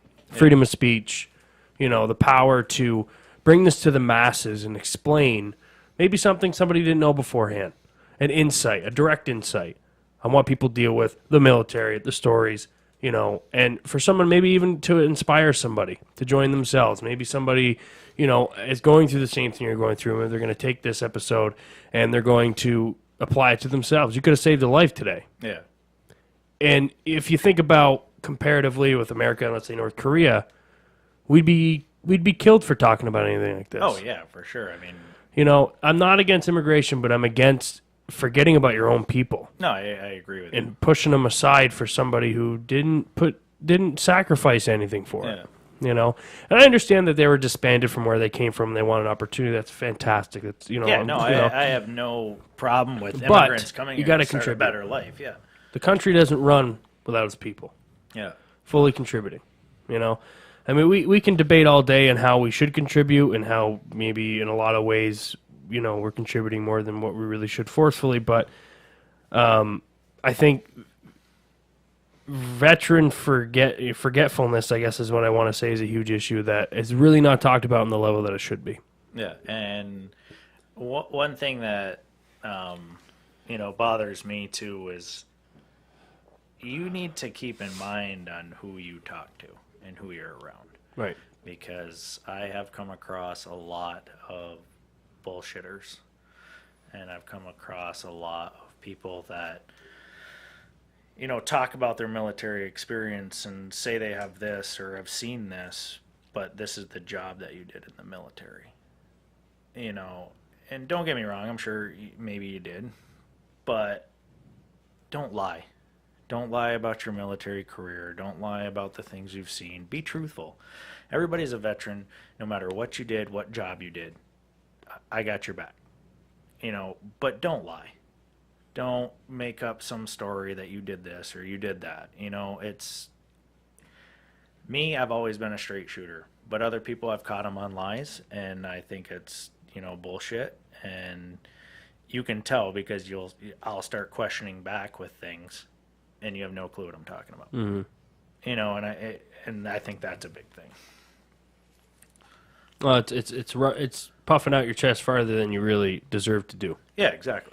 It's an attention-seeking thing. Yeah.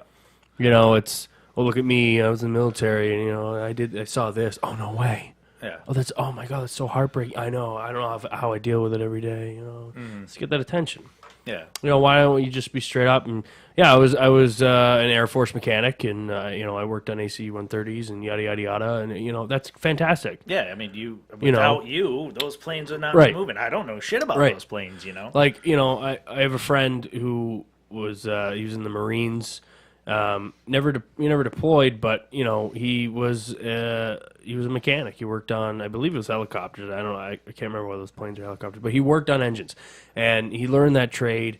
But he never once boasted about this major thing happened or I'm such a badass. But extremely humble, humble. Yeah, and I get mad too at the guys who have deployed and make fun of or get down on others who have never deployed.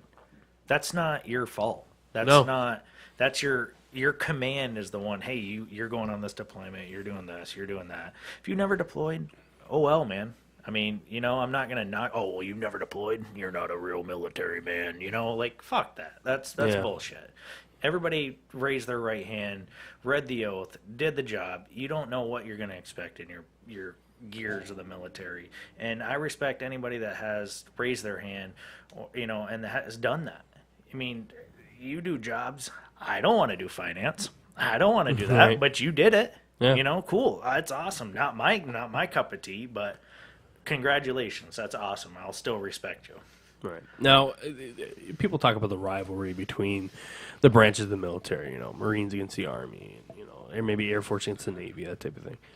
Did that exist? Is that a real thing? Yeah. Did you experience it? Oh yeah. For sure. Yeah. I mean, are you fist fighting in the parking lot or what? What are we doing here? It's just funny little It's like things. ball busting. Yeah, I mean, it's like the Army can't read. The Army accepts everybody, even people in wheelchairs. You have the Marines who all are a bunch of meat eaters and jarheads, and they call them jarheads because there's not much going on upstairs. But and then you got the Air Force, who's the chair force, we're the laziest motherfuckers alive, and then you have and you have the Navy, who everybody loves to call out seamen. These guys are blowing each other. And then the Coast Guard, we don't even consider them a real branch of the military, but they are. And I mean, it's all in fun. I mean, but at the end of the day, you got each other's we back. Yeah, exactly. I mean, I'm going to be there for you. You're going to be there for me. And it's all fun. I mean, it's like anything. You look at firefighters and police officers; they're always busting each other's balls. Right. But at the Let's end, save a cat in a tree, you fucking homo. But at the end of the day, they're always there for each other. Fucking firefighters. Yeah, I mean, my whole family. My cousin, he's a full-bird colonel in the Marine Corps. He's a fucking badass. Mm-hmm. I had another cousin who was he retired as a major in the Air Force. My brother's in the Navy. My dad was in the Air Force. I mean, it's we all respect each other. All are there for each other. I got another cousin who was in the Coast Guard. And it's you did your time, you did your service, but I mean, they're always going to be busting of jokes. Yeah. Like, whenever my brother comes home on leave, my dad and I are always wearing Air Force apparel.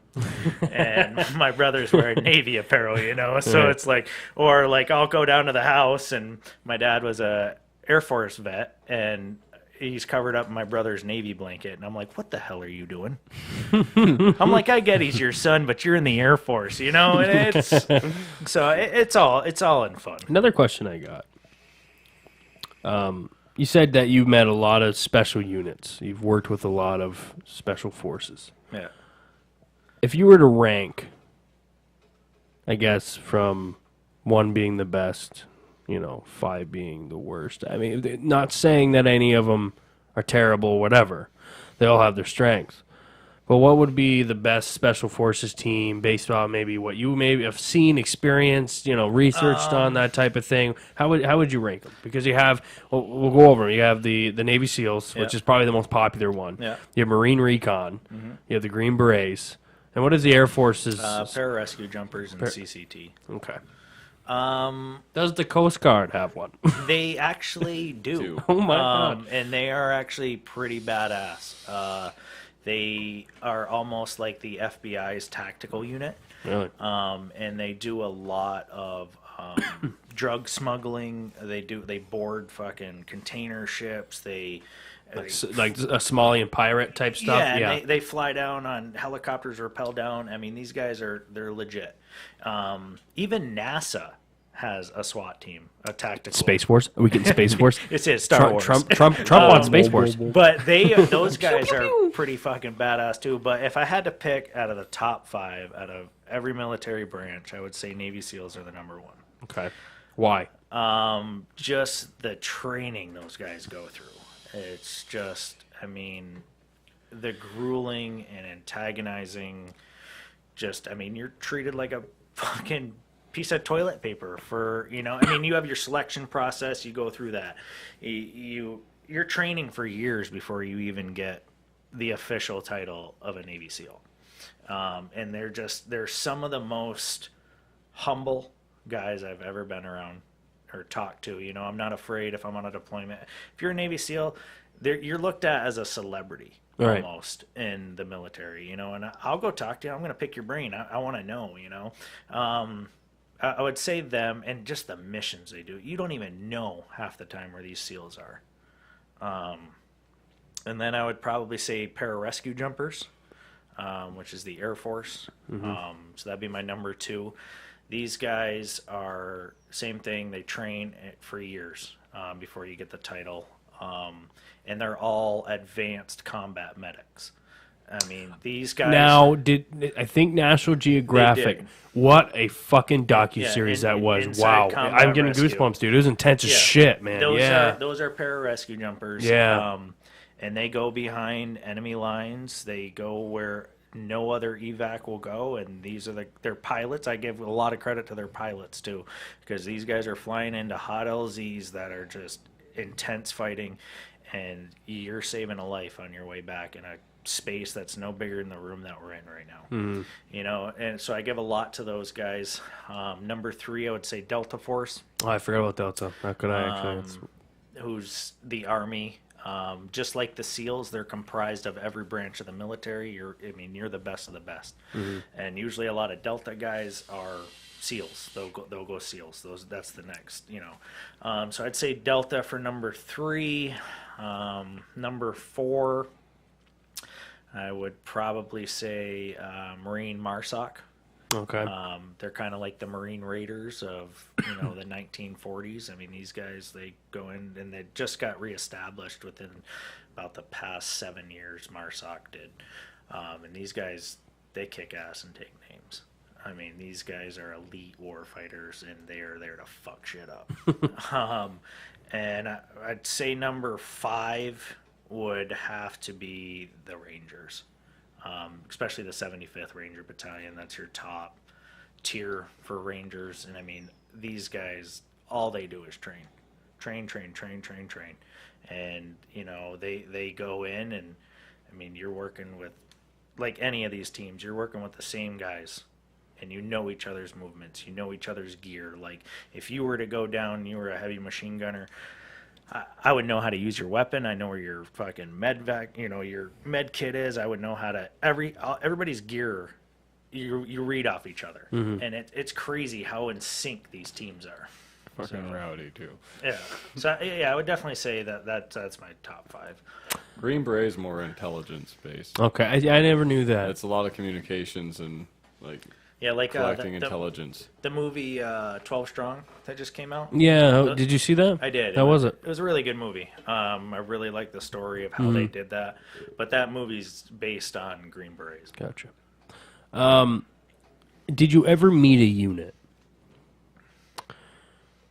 that I guess you could consider special forces, but they didn't have a title? I'm talking deep secret, I mean, obviously, I guess they wouldn't let you know if they were there. But did you ever get a hint of kind of like Black Ops is what I'm talking about? Something like I don't know who exactly they are, but Yes, when I was in Afghanistan, there was always a table that nobody sat at in the chow hall. Really? And it was reserved for God knows what they were.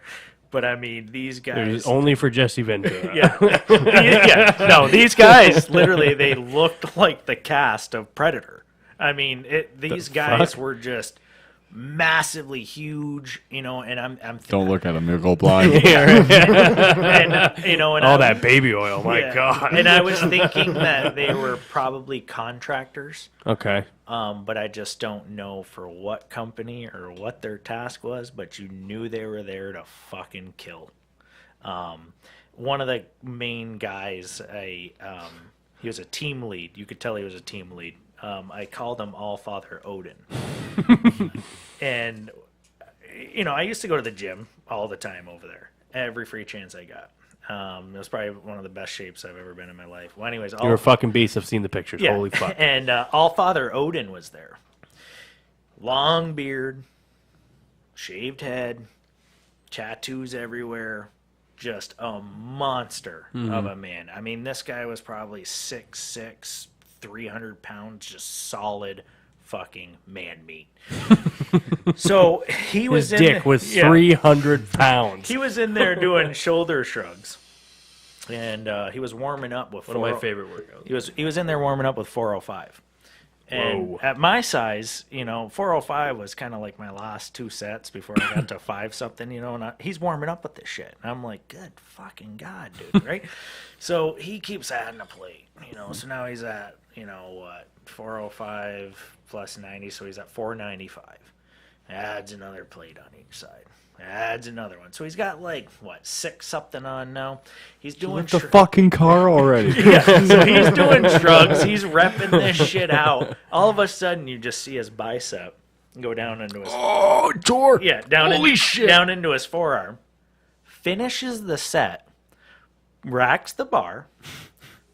Puts his arm. He pulls his shirt off, and he makes a little homemade fucking. Tourniquet almost. Not really a tourniquet, but a sling. A sling. Yeah. So he makes a homemade sling, he unracks the weights on both sides, cleans up his area, wipes everything down, and he's like, hey, I need one of you guys to call the emergency medical guys. He's like, I just tore my bicep. And I'm like, beer me. I'm like, holy fuck, dude. I was like, that is All-Father Odin right there. Like, you are the fucking man, dude. Wow. So, yeah, I mean, you go to any kind of bases like that, you're going to see contractors, you're going to see special forces. I mean, these guys, I mean, I even saw Bortak over there. Really? The Border Patrol guys. No shit. Because they were doing drug raids. Along with the opiates DEA. are very big over there. Yeah, and they would go in with the DEA. The DEA special JP's task force. We could talk about that all night. That's another episode. I do want to talk about that though. Yeah, the DEA. They were working with the DEA over there, and along with what the fuck? Air what Force, business? Special investigation. No, they were going over there and they were finding drug fields and drug Really? operations and burning it all Or down. guarding them. Yeah, and burning it all down, man. I mean, it's just like you see all walks of life over there. You see the FBI, they're doing shit over there. I mean, it's crazy. And the CIA is somewhere in there. Oh, fuck it. Yeah. It's the cook. Yeah. You want more beans? Yeah, that was like the time I had goat cheese pizza at the Pizza Hut. That sounds down fucking there. great. No, it's not. Oh, no. I love goat cheese, though. No, I love no. goat cheese. Yeah, it's fresh. No, not Especially this the one stuff. that was banged earlier in the show. Not this Its stuff. It was goat cheese was horrible. really, It was really curdled on the street. Yeah, it was god awful. My Are you God. sure this is a legit pizza? Yes, for sure. Yeah, absolutely. Yeah, no, but creamy. Yeah. So there was that. I mean, the food sucked over there, but I mean, it was What was the best meal? honestly the chow halls weren't bad because, No. especially as a lifter, and when you're Well, trying to- everything's protein. you could have chicken breast for days over there, eggs for days. I mean, everything you think of is free, and you can. I would hope so. Yeah, and you're like more. No, 25. No, add more. And they just like for breakfast, man. When I was really into it, I would go in and I get 12 hard-boiled eggs every day for breakfast. Excuse me? Yeah. What, would you say that again? 12 hard-boiled eggs. 1,200? No, 12. I was going to say, Jesus Not Christ. 1,200. I I'd still dare be you. eating. I'd still be I eating. dare you to eat those in the desert. Fucking hey. No, but I knew a guy puking and farting the whole time. my first deployment, his name was, we called him Little Stu. This guy was a monster of a man. Like, I mean, just, Like it's like Gaston. all Father Odin's, like, brother, dude. So this guy, I saw him get on the plane before we flew over to Qatar. The whole fucking plane chugged, dude. Like, he got on this fucking plane. He was like 6'5", definitely high 300s. I mean, just massive, dude. His fucking chest was like probably pushed out about 6 inches, and his biceps were like 24 inches around. He was just huge. It was Barry Bonds. He was definitely on some shit, and he admitted to it. He's like, yeah, man, I take steroids all the time. I love needles, So, and I was like, cool. I love back. Yeah, cool, brother, So, anyways, he got on the plane, and he stopped one of the flight attendants, and he's like, I need water.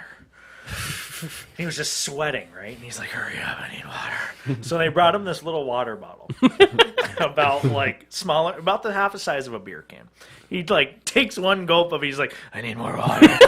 And she's like, oh man, no, no more water, whatever the fuck language they were speaking. And so like bring him like more water. He's like chugging these things. He's like, I need water. So like You take fucking ecstasy or? So finally he sits down. Anyways, come to find out, 3 weeks later, dude, this guy's on my QRF team, and shit. he is just a monster, dude. Probably one of the most humble, sweetest guys you would ever meet in your life, dude. He used to joke around all the time. He'd be in the back seat. He was like our heavy machine gunner, and he'd open up his tuna packets, and he'd put his tuna on my forehead, or not on my forehead, but on the top of my bald head while I was driving the Humvee around base, dude, and he'd eat it off. He'd come up and he'd be like, nom, nom, nom, nom. I mean, what are you going to do to this guy? Hey, bro, don't you ever do that again, But yeah, it was fun times. Man. So would contractors work with the military directly, or were they more on their own, or? A little bit of both. It Yeah. depends on kind of what the job is or what. Would they ever tell you, or was that shit they would, I mean, contractors get away with so much more over there. They don't have to wear uniforms. They can stay out late. They don't have like a curfew. You can going over there. From a lot of the contractors I've talked to, they say it's way better deploying as a contractor, and not to mention the fucking money they make. I mean, this guy was working on. Yeah, I knew this guy. He was ex-Marine, dude. He did 6 years in the Marine Corps, and he was working on the X-ray machines that the customs have, making $90,000 every deployment. Wow. How long would they be gone for? I think he did a year, so he was doing almost 90, and then like you'd get an upgrade for like you get a bonus almost every deployment. So he was coming home. He was banking probably about $150,000 a year. Jesus. But I mean, it's dangerous work. Oh wait, no, well, that guy. Yes, right. Like this guy. I mean, dude. I press a button. Yeah. And he would be like, he'd come in and he'd like fix our machines, and he'd be like, "Yep." He's like, I just got paid $45 an hour for that, almost like 60. It's like fucking, if not more, like hundreds of dollars for 10 minutes of work, and it's like, good God, dude. Then I'm like, what are you going to do for the rest of your day? I used to work out with the guy, and he's like, yeah, probably just going to go back to my room and play Xbox. And I was like, oh, cool. Send my, $5,000 check. Yeah, I was like, oh, yeah, all right, I'm going to go do this, And it was just way better as a contractor. Way better life. So what would be who is contracting them? Is it CIA? Is it?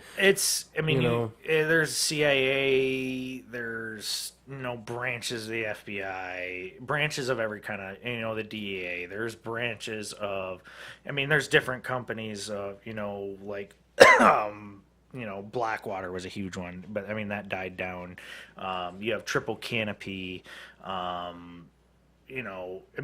you can literally find contracting companies anywhere and everywhere, and they're gonna, if you have a good background of whether it's law enforcement, firefighter, EMT, K9 handler, weapons instructor, anything you can think of, even like logistics, you can find a job as a contractor.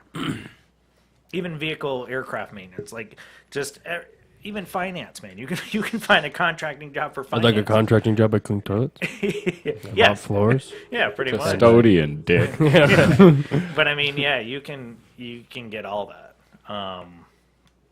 But yeah, it was definitely had some crazy funny times, while being deployed. I remember this guy used to shit in towers all the time.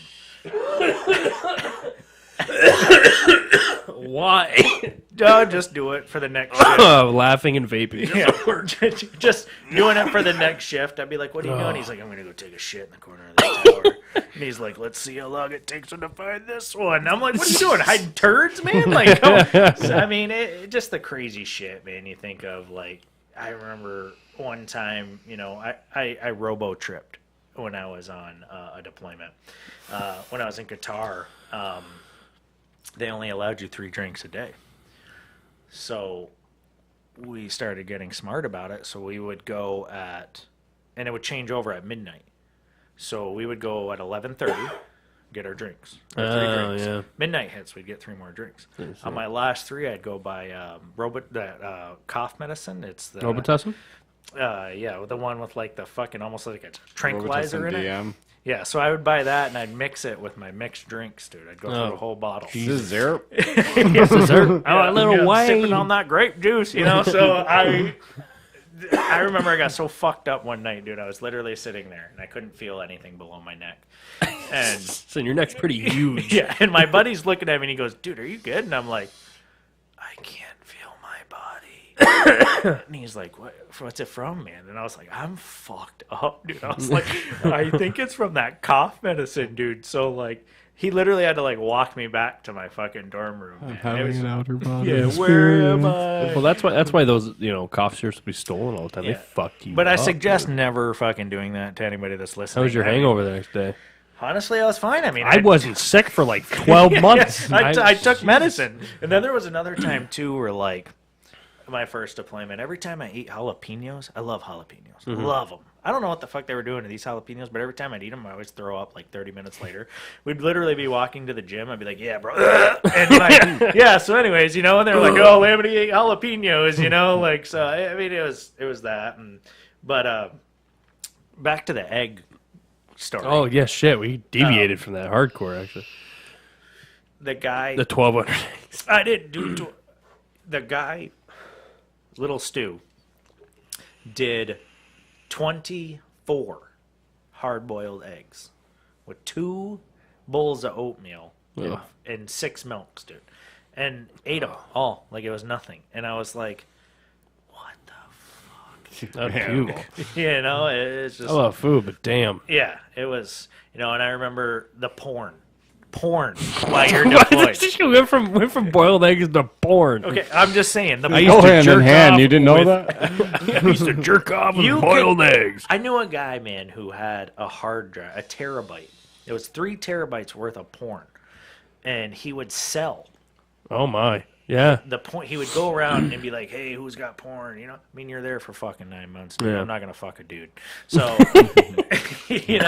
so or a goat. Yeah. So luckily I came prepared. But this guy would walk around with this terabyte, dude, and you could rent it, or you could download porn for a certain amount. and he was making bank off of this 3 Wow. terabyte thing of fucking porn. That's smart. It is. It was a very good, It's very smart. very good investment on his part. But I mean, as soon as you find out, bro, this guy's got 3 terabytes worth of fucking porn. It's like, where is this guy? Hey, are you done with that? Hey, let me borrow that. You know, I mean, it was going like fucking hot fire. I'll be in the bathroom real quick. Yeah. And tobacco use over there is crazy. I remember. I sure. I remember I ran out of chew, and the base was stopped selling chew, and this is at the time where I was trying to quit cigarettes, which didn't work now.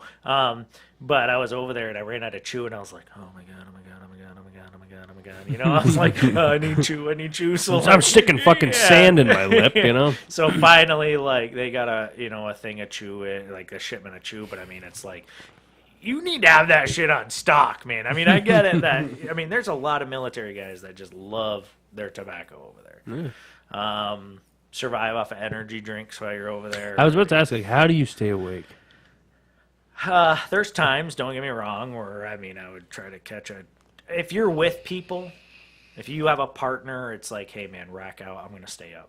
Like, you kind of do, like, 2 hours on, 2 hours off. You know, you're always watching each other's back. And, you know, I mean, don't get me wrong, there was times where, like, you know, I'd be in a post by myself, you know, I'd catch myself racking out for about, 10 minutes, maybe 20 minutes, but I'd wake up and be like, oh, fuck. Yeah. You know, hopefully nobody came in, you know, or, did something. But, I mean, caffeine is your fucking best friend.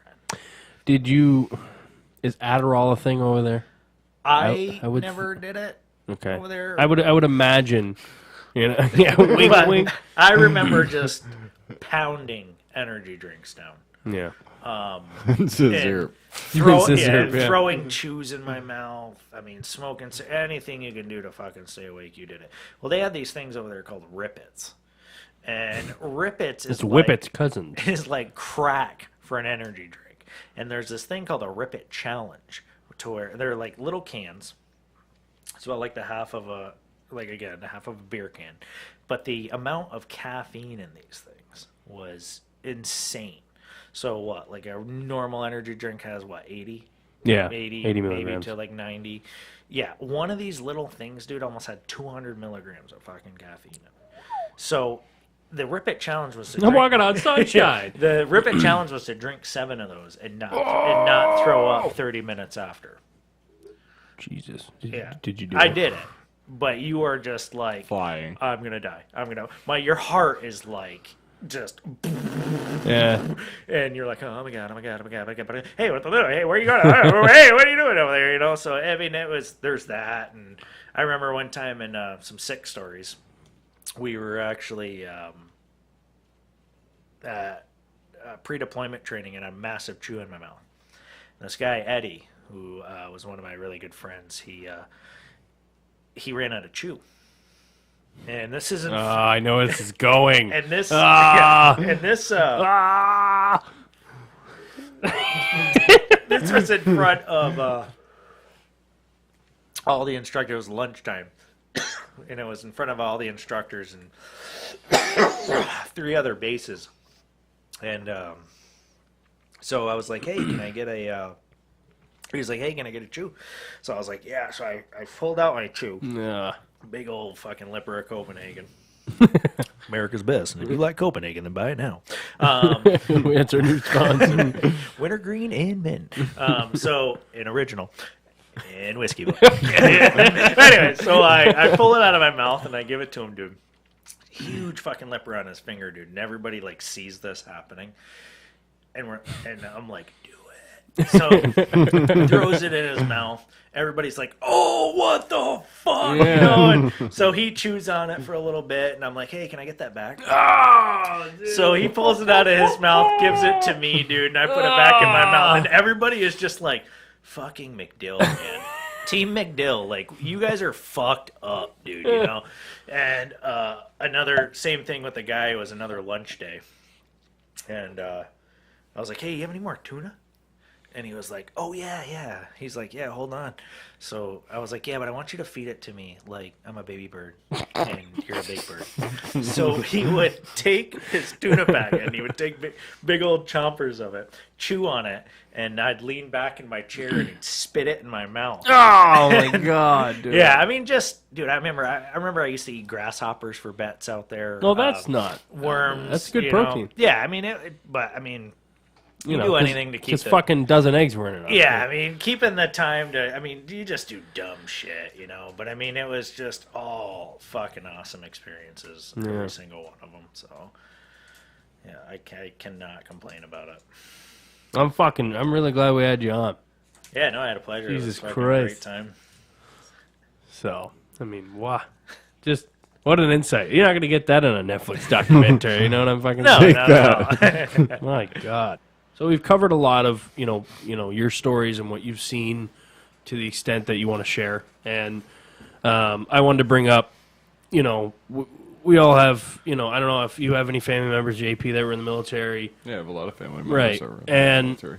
My grandfather on my mother's side, who unfortunately I never got to meet, he died, quite early on when my mother was in high school. And he was part of the the Canadian Royal Air Force. Yeah. And which, they had a very big part in World War II, especially before America even got involved. And he flew B-52 bombers, which, like you just said, a little earlier, took a break, but a little earlier that, that's a death trap. Yeah. I mean, Really dangerous job. I mean, those were the main striking force in World War II for air raids and, Right.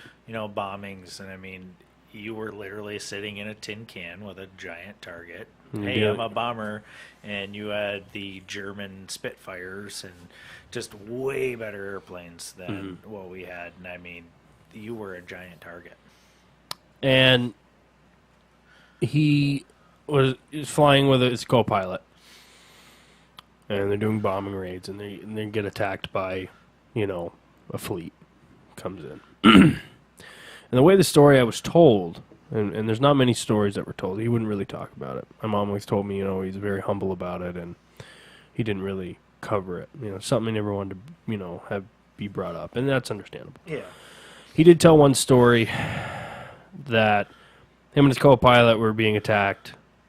They're trying to maneuver, trying to get out, trying to survive. I don't know if they had any backup in the sense of any fighter planes with them escorting. The way the story went is a fighter plane swooped down above them, came right down towards them, just firing rounds towards the cockpit. A couple rounds went right through the window of the aircraft and took his co-pilot's head clean off. Oh, yeah, I can imagine, man. And blood just splatters all over the fucking window. You can't see shit. Yeah, everywhere, yeah. And his buddy's head starts rolling down the back of the B-52. Fuck. So it hits, head severed, he turns, looks, and it's just rolling. And you can't freeze, you can't, you got a mission to do. And fucking A. And I don't know exactly what happened after that. I don't know if he cut himself off then or what, but I mean, that shit's just, World War II, I could talk, we could have a whole other podcast on World War II. Oh, yeah, I think it's one of the greatest, I shouldn't say greatest. No. I mean, but it's, I'm glad it happened. just the generation that fought in that war and the war itself. I mean, it's just, anything that has to do with World War II, I'll read it. Anything that has to do with World War II, I'll watch it. I mean, I used to reenact World War II for, 3-4 years, and it was just a mind-opening experience because you'd have these World War II vets come to the reenactments. And I mean, you're wearing uniforms that they wore and just the tears and the joy of, and I'm sure a lot of bad memories, but them seeing you relive the history and keep it going is, such a joy in their eyes. But I mean, just the heartache that these guys suffered was. I mean, it was a war to end all wars. I mean, they said World War I was that. In a lot of ways it was, but World War II was way more advanced weaponry. Oh, yeah. Much more on the line. Yeah. And a lot of guys, yeah, there was drafts and whatnot, but a lot of guys really, they signed up. They wanted to. They signed up. Yeah. They lied about their age. They tried to lie about any medical issues they had, tried to cover it up. Yeah. because it was a world purpose. Yeah. There was a real threat of your way of life ending. Oh, yeah. I mean, Germany was just a giant power that was, Hitler had a view of let's take over these countries just because, these guys are communists or, these guys are Jews, this and that. He only wanted so much power at a time. But once he started getting that power and taking over these countries and taking over this, he wanted world domination. He's a monster. And I mean, you think about it, if we didn't join the war, or some of these guys didn't, not just us, but, Britain or France or, Canada, if we didn't all join the war, we could all speak in German right now. Well, a lot of people, they said the movie come out by Christopher Nolan called Dunkirk, and it's a good look into that operation and how such a failed operation it was. With Dunkirk, great movie, by the way.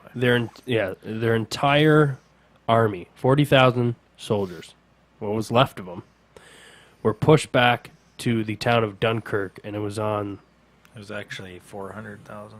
Was it really? Yeah. Oh, fuck. Well, there you go. Yeah. But the Germans pushed them to the water. They had nowhere to go. Oh, yeah, they were fucked. Their navy was being decimated. So what they eventually did, and Winston Churchill, have you seen... No, but I heard it's an amazing... It's really interesting, and I did it... I think I did it in the right order, where I saw the intelligence side of it and the side of what was going on in London with Winston Churchill. Because what the British Parliament wanted to do is they wanted to sign a peace treaty with Germany. They wanted to give up. Yeah. Winston Churchill was the man to stop that. Yeah. And he was very much hated. Yeah, they didn't even want him to. No. Yeah. And Gary Oldman is Churchill in the movie. I did like the movie. It wasn't like amazing, but his performance was really really good.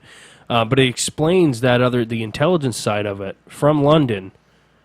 What the desperation that they were in, and what Winston Churchill was forced to come up with, a plan anyways, is he sent, British citizens in their own boats, fishing boats, luxury vessels, that type of thing, sent them to Dunkirk, as they would say, we're answering the call. Yeah. To pick up these soldiers, even though they're being fired at by planes, they're being bombed by planes. And Winston Churchill had to do that because he did try to get a hold. He would be in constant contact with Roosevelt, and he was asking, I need some battleships. I need anything you can give me, that type of thing. And Franklin D. Roosevelt said, no, I can't help you. Yeah. Said, we don't want involvement in this if we don't have to. And he was denied by everybody around him. And Parliament wanted to give up. And a big point in the movie is that it was the people. Oh yeah, they stepped in. I mean, that's they sons, didn't want to give their up. Brothers, And one thing that I found really disgraceful with the movie is Germany is just at that time you were sinking medical ships and this and that. It's sickening. Mm-hmm. You have all these wounded soldiers and this and that. I mean, now, and I think during the war, it changed, like you're not allowed to hit medical targets. You're not allowed to, do that. It's a Geneva Convention. Yeah, and that was just so fucked up on their part, to do that. But, war is war, they were brutal. Yeah. And their ideologies were so extreme. Oh, yeah. And there's a lot of fear of a fascist ideology, being implemented in America with the Trump presidency and all that jazz. I don't think it's quite that far, but that ideology, it was just so savage. Oh, yeah, it was crazy. If you didn't believe what was taught or what your Fuhrer thought was right, you were dead. The present day would be North Korea. Yeah. I've watched documentaries in North Korea, and just a quick side note, we'll get back, because I really wanted to keep discussing World War II, but with North Korea, there was a Asian reporter, I believe she's worked with CNN quite a bit, National Geographic, and this was a National Geographic documentary. I don't know if you've seen it, but it was on Netflix years ago.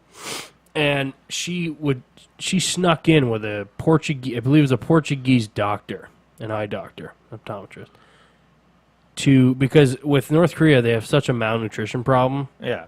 that cataracts are very popular. They're very prevalent. Yeah, I mean, look at those guys that cross the DMZ. Man. Yeah. They had friggin' maggots growing in them. Right. It's such an issue, a public health issue. But Kim Jong-un's father, the second ruler of North Korea. Great guy, by the way. Oh, fantastic family. Yeah. Good people. Yeah. You know. Love to be at a family convention. Yeah, fucking A. I heard great things from Dennis Rodman. You know, that's a reliable guy. Yeah, for sure. I love your hair. Yeah. Jesus. Your piercings are just great. Yeah. Anyways. So they snuck over this Portuguese doctor that Kim Jong-il allowed to treat. I believe they treated 5,000 patients and they had 3 days to do it. Stupid. Holy shit. So it was 3 days straight. And what happened, you know, they had like, you know, secret cameras on them and, you know, camera in a briefcase. It was like some real spy shit. Yeah. Because if you got caught with that, Oh, yeah, you're dead. you're either dead or you're going to a labor camp. Yeah. And you'll be sentenced to whatever.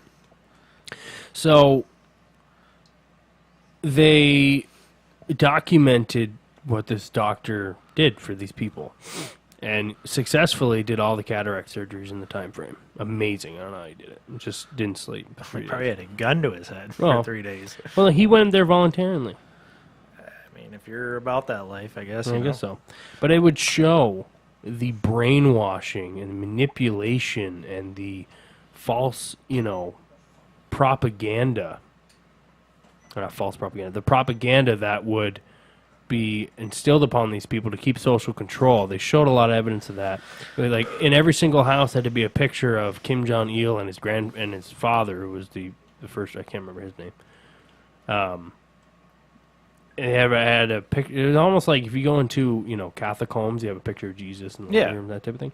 It would be Kim Jong-il and his father on the wall, and they were never allowed to talk about anything but North Korea. Well, I mean, it was North Korea.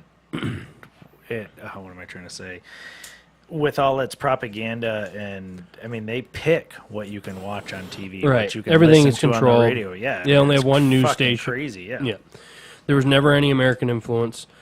If you were caught with an American, you know, VHS tape, you would be killed, and your whole family would be sent to a labor camp. Yeah.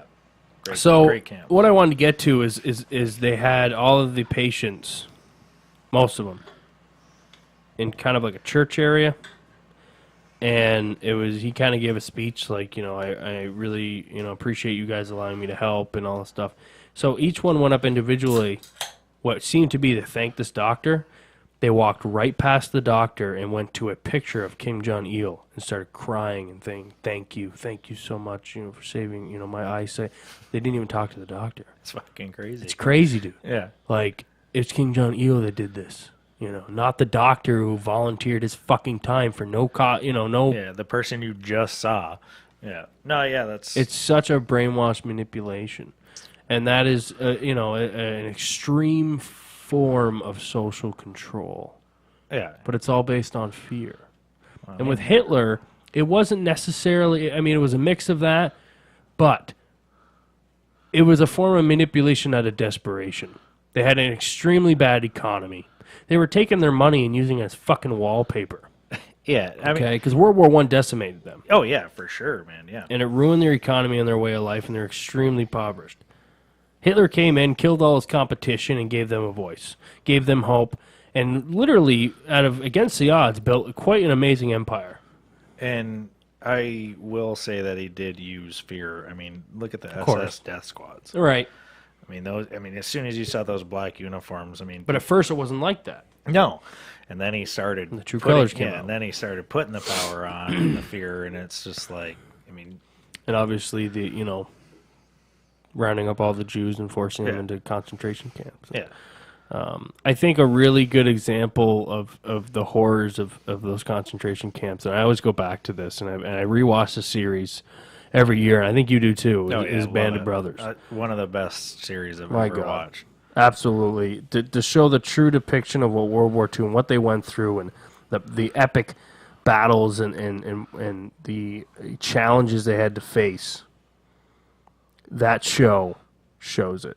Oh yeah, I mean Above and beyond. It shows shell shock. I mean, it shows, your brothers, dying, your brothers that you bonded with from the time you were at basic training to the end of the war, they're not there. I mean, like, perfect example is that one episode where he's going to pick up laundry in England. Yeah. And the girl's like, oh, where's Private so-and-so? Where's Corporal so-and-so? Dead, And he man. just kept buying the laundry because he couldn't face her and tell her they're dead.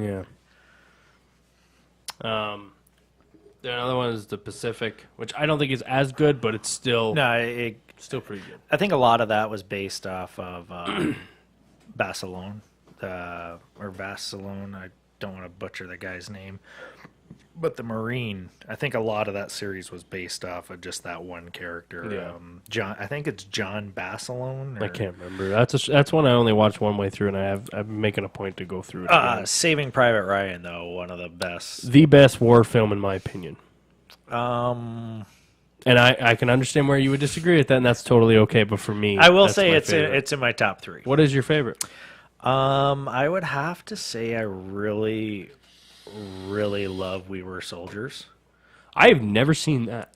Probably Actually. one of the best portrays of Vietnam that I've That's ever with Mel seen. Gibson, right? Yeah, great movie. I'd have to say that's up there.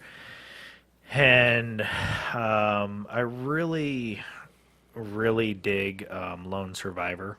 That was a very good movie. I think and his book was amazing. I think that was a great, but there's just so many war films that are Right. just JP, what's in your list? Patriot.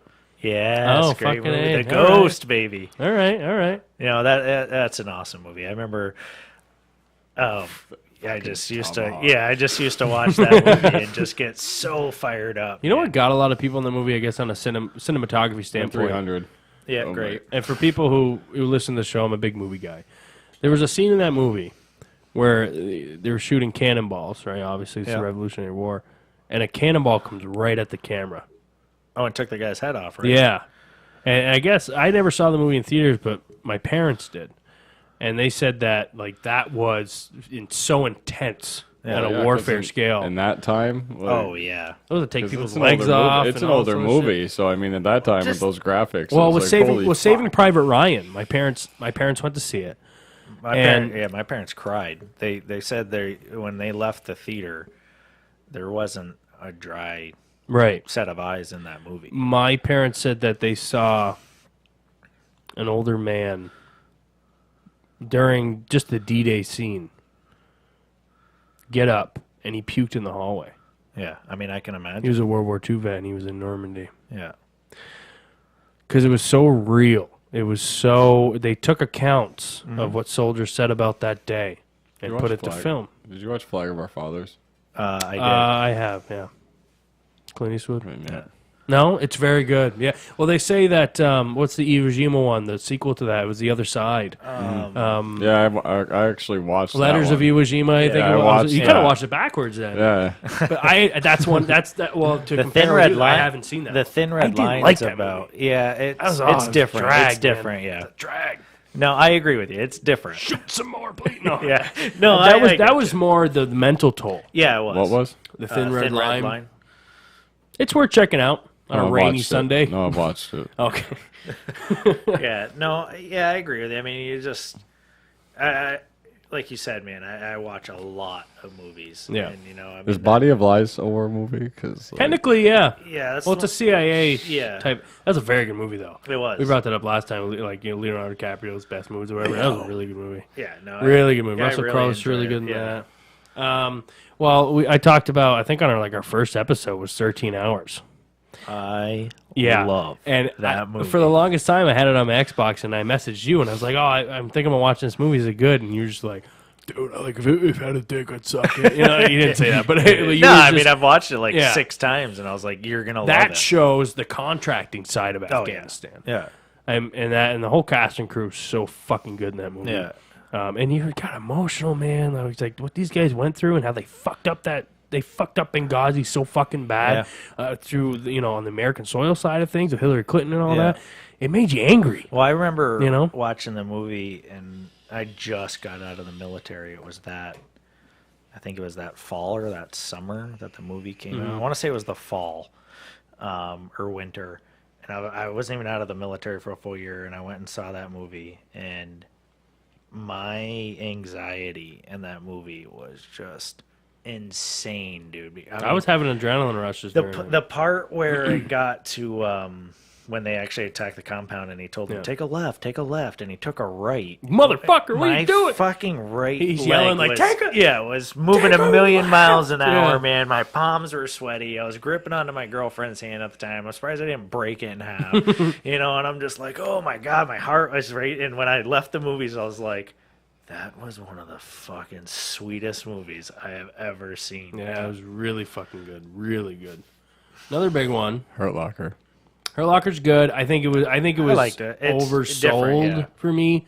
But a big thing around that, it was It was when a you woman first director, watched it, and though. When you first watched it, it was like I liked it for sure. the fucking bombs. When he pulls Yeah, them up, I was like, no, oh yeah. shit! Fuck that shit. American he Sniper. pulls up all the like the shells, right? Yeah. With all the wires. I was like, Yeah. Gonna die. American Sniper made me cry. I liked American Sniper. It was good. There's a lot of issues with that I though. just hate the ending of it. Well, I When think they everybody when they did. actually show his like real funeral footage, that was I actually I was, teared up. Yeah, I was sobbing like a little baby. Another one you and I watched together.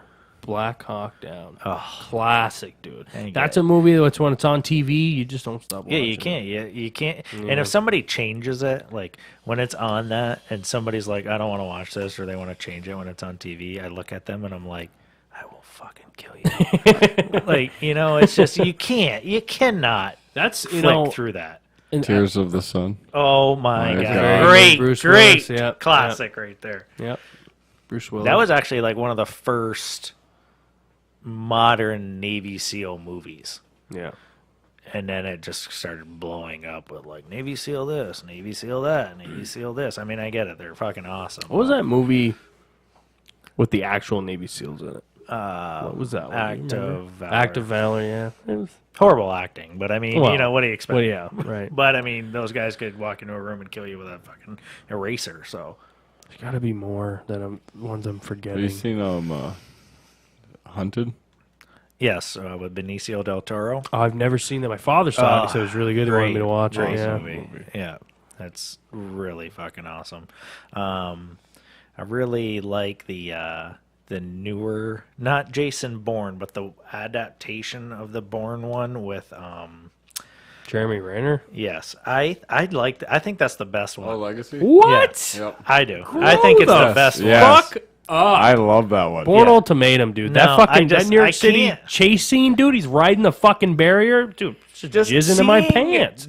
Matt Damon as a badass. It's just I think he can't. is, dude. He's not though. Oh, shut up. Like The Departed, I'm like so glad at the end that he got shot in the face. Spoiler alert. If you haven't seen it yet, then move Yeah, on. There's so many people that haven't though. You have no idea. Yeah. But I mean, I we just oversell the movie. At least I do every time. I can't Matt Damon. Matt He's not a badass to me. I think he is. Are you kidding me? Prove me wrong. Watch the fucking Bourne movie. I did. Done. But once I saw the one Watch with Goodwill Jeremy- Hunting, stupid. Jeremy Renner, though? Like, really? I thought that was the best one. Hawkeye was the best. No, Captain America. Is. Well, yeah, but I'm just saying Jeremy Renner, same actor, plays Hawkeye. Yeah, I get You it. calling him a badass compared to fucking Matt different Damon? movies. Matt Damon downsizing. Yeah, let's take you for real. No, actually, I'm surprised you didn't talk about the Zoo movie. We're going to open up a zoo. the zookeeper's wife, Make my right, kids or happy. something like that. Whatever. Let's talk emotional movies. What movie? Ooh. What movie have you cried over? Just any movie. One that comes to memory right away. You ever seen Interstellar? I have. The scene where Matthew McConaughey gets the video messages from his daughter. Mm-hmm. When he left on that expedition to save Earth, his daughter was like 12, 13. And when he got the messages, because with the time... Yeah, the time lapse. Or Right, whatever. or well, yeah. Because I think they compared, like, it's when space years, like 1 year... Or no, like It was like 20 years or something something. Yeah. stupid. Like 10 years or whatever. She was like, what, 90, 80 something? Well, when he, towards like, the end, finally, like, right. Yeah. But and then when he got that video message And she mentioned, his dad died and all that shit. And he broke down and just completely lost it. Yeah. Even my fucking dad was crying. My dad doesn't cry. Yeah. That scene just fucking tears me apart. Every time. I'm like, fuck. Yeah. I feel like such a little bitch. Well, I mean, it's like you think when an emotional part, like a movie like that, you think like the character, and you're like, fuck, man, if my dad ever died, And then you start running it through your head, and you're, like for me, Marley. You're gonna cry. Marley and Me I've never seen that movie. I don't want to cry like a bitch. I watched that movie. I should probably watch with it. Tyson. I can. My first dog. And it was down in You should Florida. watch it with Phoebe. We were down in Florida, and You haven't even heard mine yet. Shut the fuck up. we put it on, and we're sitting there, and the whole movie, I'm like, yeah, Tyson, he was littler then. I'm like, I love you, you're the best, and then I got to the end, and I was like, and I covered Tyson's eyes, and I was like, oh yeah, it's like no, Don't think any less of your dad. It was so sad. JP. Dog's Purpose, dude. Never Cried saw 5 fucking times. That is a good Set movie. you up 5 times for does. crying. It does. And the whole time me and Phoebe are watching it, I'm just fucking bawling. Oh. I got one. Go ahead. You like The Dark Knight Rises? Uh-huh. When Alfred thinks that Bruce is dead, spoiler alert, and he's crying. You cried to that? Fuck, dude, it killed me. Fucking girl. You fruitcake. Are you fucking serious? It's okay. Yes, I'm Listen. serious. If you can explain it back. I'm a huge Batman fan. No, I get it, yeah. But Alfred was like his dad. right. He was his caretaker. He brought him up Yeah. ever since his parents died. And he's just, oh, Want to get real? yeah. Let's get fucking real. I cried at the end of the trilogy of Mighty Ducks. I thought you were going to say Lord of the Rings. When they showed Coach Bombay and Charlie finally touching fists and all the glitter came out, I bawled. All right. Jesus. My sports movie. I'm sure you cried during Lord of the Rings there. No, I never cried. My during sports Lord of the movie Rings. would be Remember the Titans. I love that fucking movie. When That's such a good when movie. Bertier got in the car Yeah. accident, and they were I never cried, but I did just from playing football. For they were so getting long. along, and, and he had like, such a promising career. Well, when he What are they came gonna do through, and the without him? mom was like, Julius, the only person he wants to see is you. And he walked in, and he was like, you can't be hurt, man. You're Superman. And he's like, strong side, left side. I was like, strong side. yeah. Oh my god, it was so. I cried during the movie The Vow too, and Dear John, super sappy guy. What the fuck? It's just and Dear John when he's like talking to I've his seen dad. people killed. when he's talking to his dad in the hallway of the hospital, and his like dad's like dying. I'm just like I think about my dad, Oh, I just looked up saddest movie deaths ever. How did I forget The Green Mile? Can you leave the lights on, boss? Yeah, that's pretty. Like, dude. good. Yeah. No, I Cried like a bitch. I agree with you on that. Ugh. Actually, a movie I've never seen, but it's always been referenced. Land Before Time, when the mom dies. Fuck yeah. I cried during The Lion King. Dude. Oh, yeah. God. When his Jesus dad dies, Christ. it's Why like, did and you he's bring like, that up? And he's like nudging him. Oh. And he's like, Dad, wake up! Oh, stop. Like Simba, no, I'll be your dad. Oh my god, dude. When Littlefoot's mom dies, though. Because Littlefoot. There's not enough tissues. No, you gotta understand. You gotta look up baby Littlefoot. I've seen it. Just I've seen the adorbs. scene. And then he has to say goodbye. Yeah. Yeah, Wow. he's got to keep trugging. Motherfucker. Yeah, E.T. When E.T. left. nobody cares about E.T. Who the fuck cried during Castaway? And why would you even keep E.T. in your closet? I would have kicked that motherfucker out long ago. Oh my god, this one hits really hard. Bambi. Bambi's mom died. No, dude, I'm serious. I was like No, I was like 6 years old, You dude. got me to agree with you on Littlefoot, but No, fuck Bambi's I mom. cried like a little bitch when I was 6. I was like so sad. Shouldn't have been out there bleating. Who the fuck died when Jack died? You know that bitch was selfish when she had enough room on that goddamn door. When they proved the fact, I'm like, that fucking bitch. Yeah, Lion King Mufasa's on here. Fucking A. Jesus, that hurts. Anybody cried during Brokeback Mountain? Not me either. Love that movie. It's not a bad movie, but It actually saw wasn't. it. When I No. first watched that movie, I was like, I watched it by myself. Okay, you want a good cry? Watch This Is Us. oh yeah, we talked about that. No. I'm not gonna watch that show. No. I'm all about Chicago Fire, dude. So, in the Resident right now, great show on Hulu. If nobody's ever watched it. No. Have you watched Happen Leonard? No. Should. No, someone who won't. I actually almost did today. I really did. Like I was like, Fuck yeah, you, dude. yeah. Then you know, fuck you too. I'm not gonna watch Firefly. Okay, then I'm not watching Happen Leonard. Wasn't Firefly only like one season? Yeah, but it's amazing. I got a buddy. Love that we fucking play, show. Destiny, Yeah. and the guy is one of the main characters, right, in that show. Mm-hmm. And every time I jump on Destiny, he's like, "Oh, dude," he's like, "Man, I love that dude from Firefly, man." Really? Yeah, it's the dude that That's every weird. time we get on and we play, and he's like, "Hey, bro," he's like, "How many saw dudes does it take to Yeah, light a right. light bulb?" And I'm like, "I don't know, man." He's like, "None, fam, because it's already lit."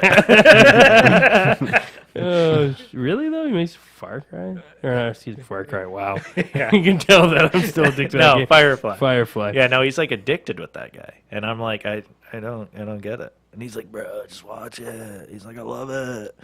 Are you into sci-fi? Starship Troopers, yes. Aren't they supposed to remake that? They are, I heard. That's fucking awesome. But what kind of sci-fi? It's a western. Westworld? I love Westworld. No, it's a western sci-fi. Like they're Yeah, space Firefly. cowboys. It's the same thing with Westworld. It's a Western. Yeah, it's a movie, right? No, Well, well, I'm talking about Firefly. I know you are. Oh, well, have you ever seen the movie Space Truckers or Space Cowboys? Space Cowboys, isn't that with like the three old men that go to space? Yeah, No, it's like a yeah, dude. No. That's Bruce Willis and like Billy Bob Thornton. No, and not that No, movie. that- We're not talking about Armageddon. No, it's like some like older '80s movie. I It's can like be a man. no, it's like Be oh no, forever. it's Space Pirates. That's what it's called. What? It's my brother What made me the watch fuck it you're one time. talking Yeah, about? it was horrible. Did you watch Blades of Immortal? No, not yet. I should. But I have seen Hobo with a Shotgun. How is that? I love Grindhouse movies. There's two of them. Hey, we saw Machete, right? Yeah, no, Hobo with a Shotgun's great. It's just some bum walking around with a shotgun, Yeah. like ending crime. Yeah, no, it's great. Dude, there's got to be other scenes. I'm a bitch when it comes to movies. There's got to be other. I just can't think of them. I got this one. How about? Did anybody cry in The Office Oh, when stop! Jim confessed his love to Pam? No, not even that. You know what got me was when spoiler alert.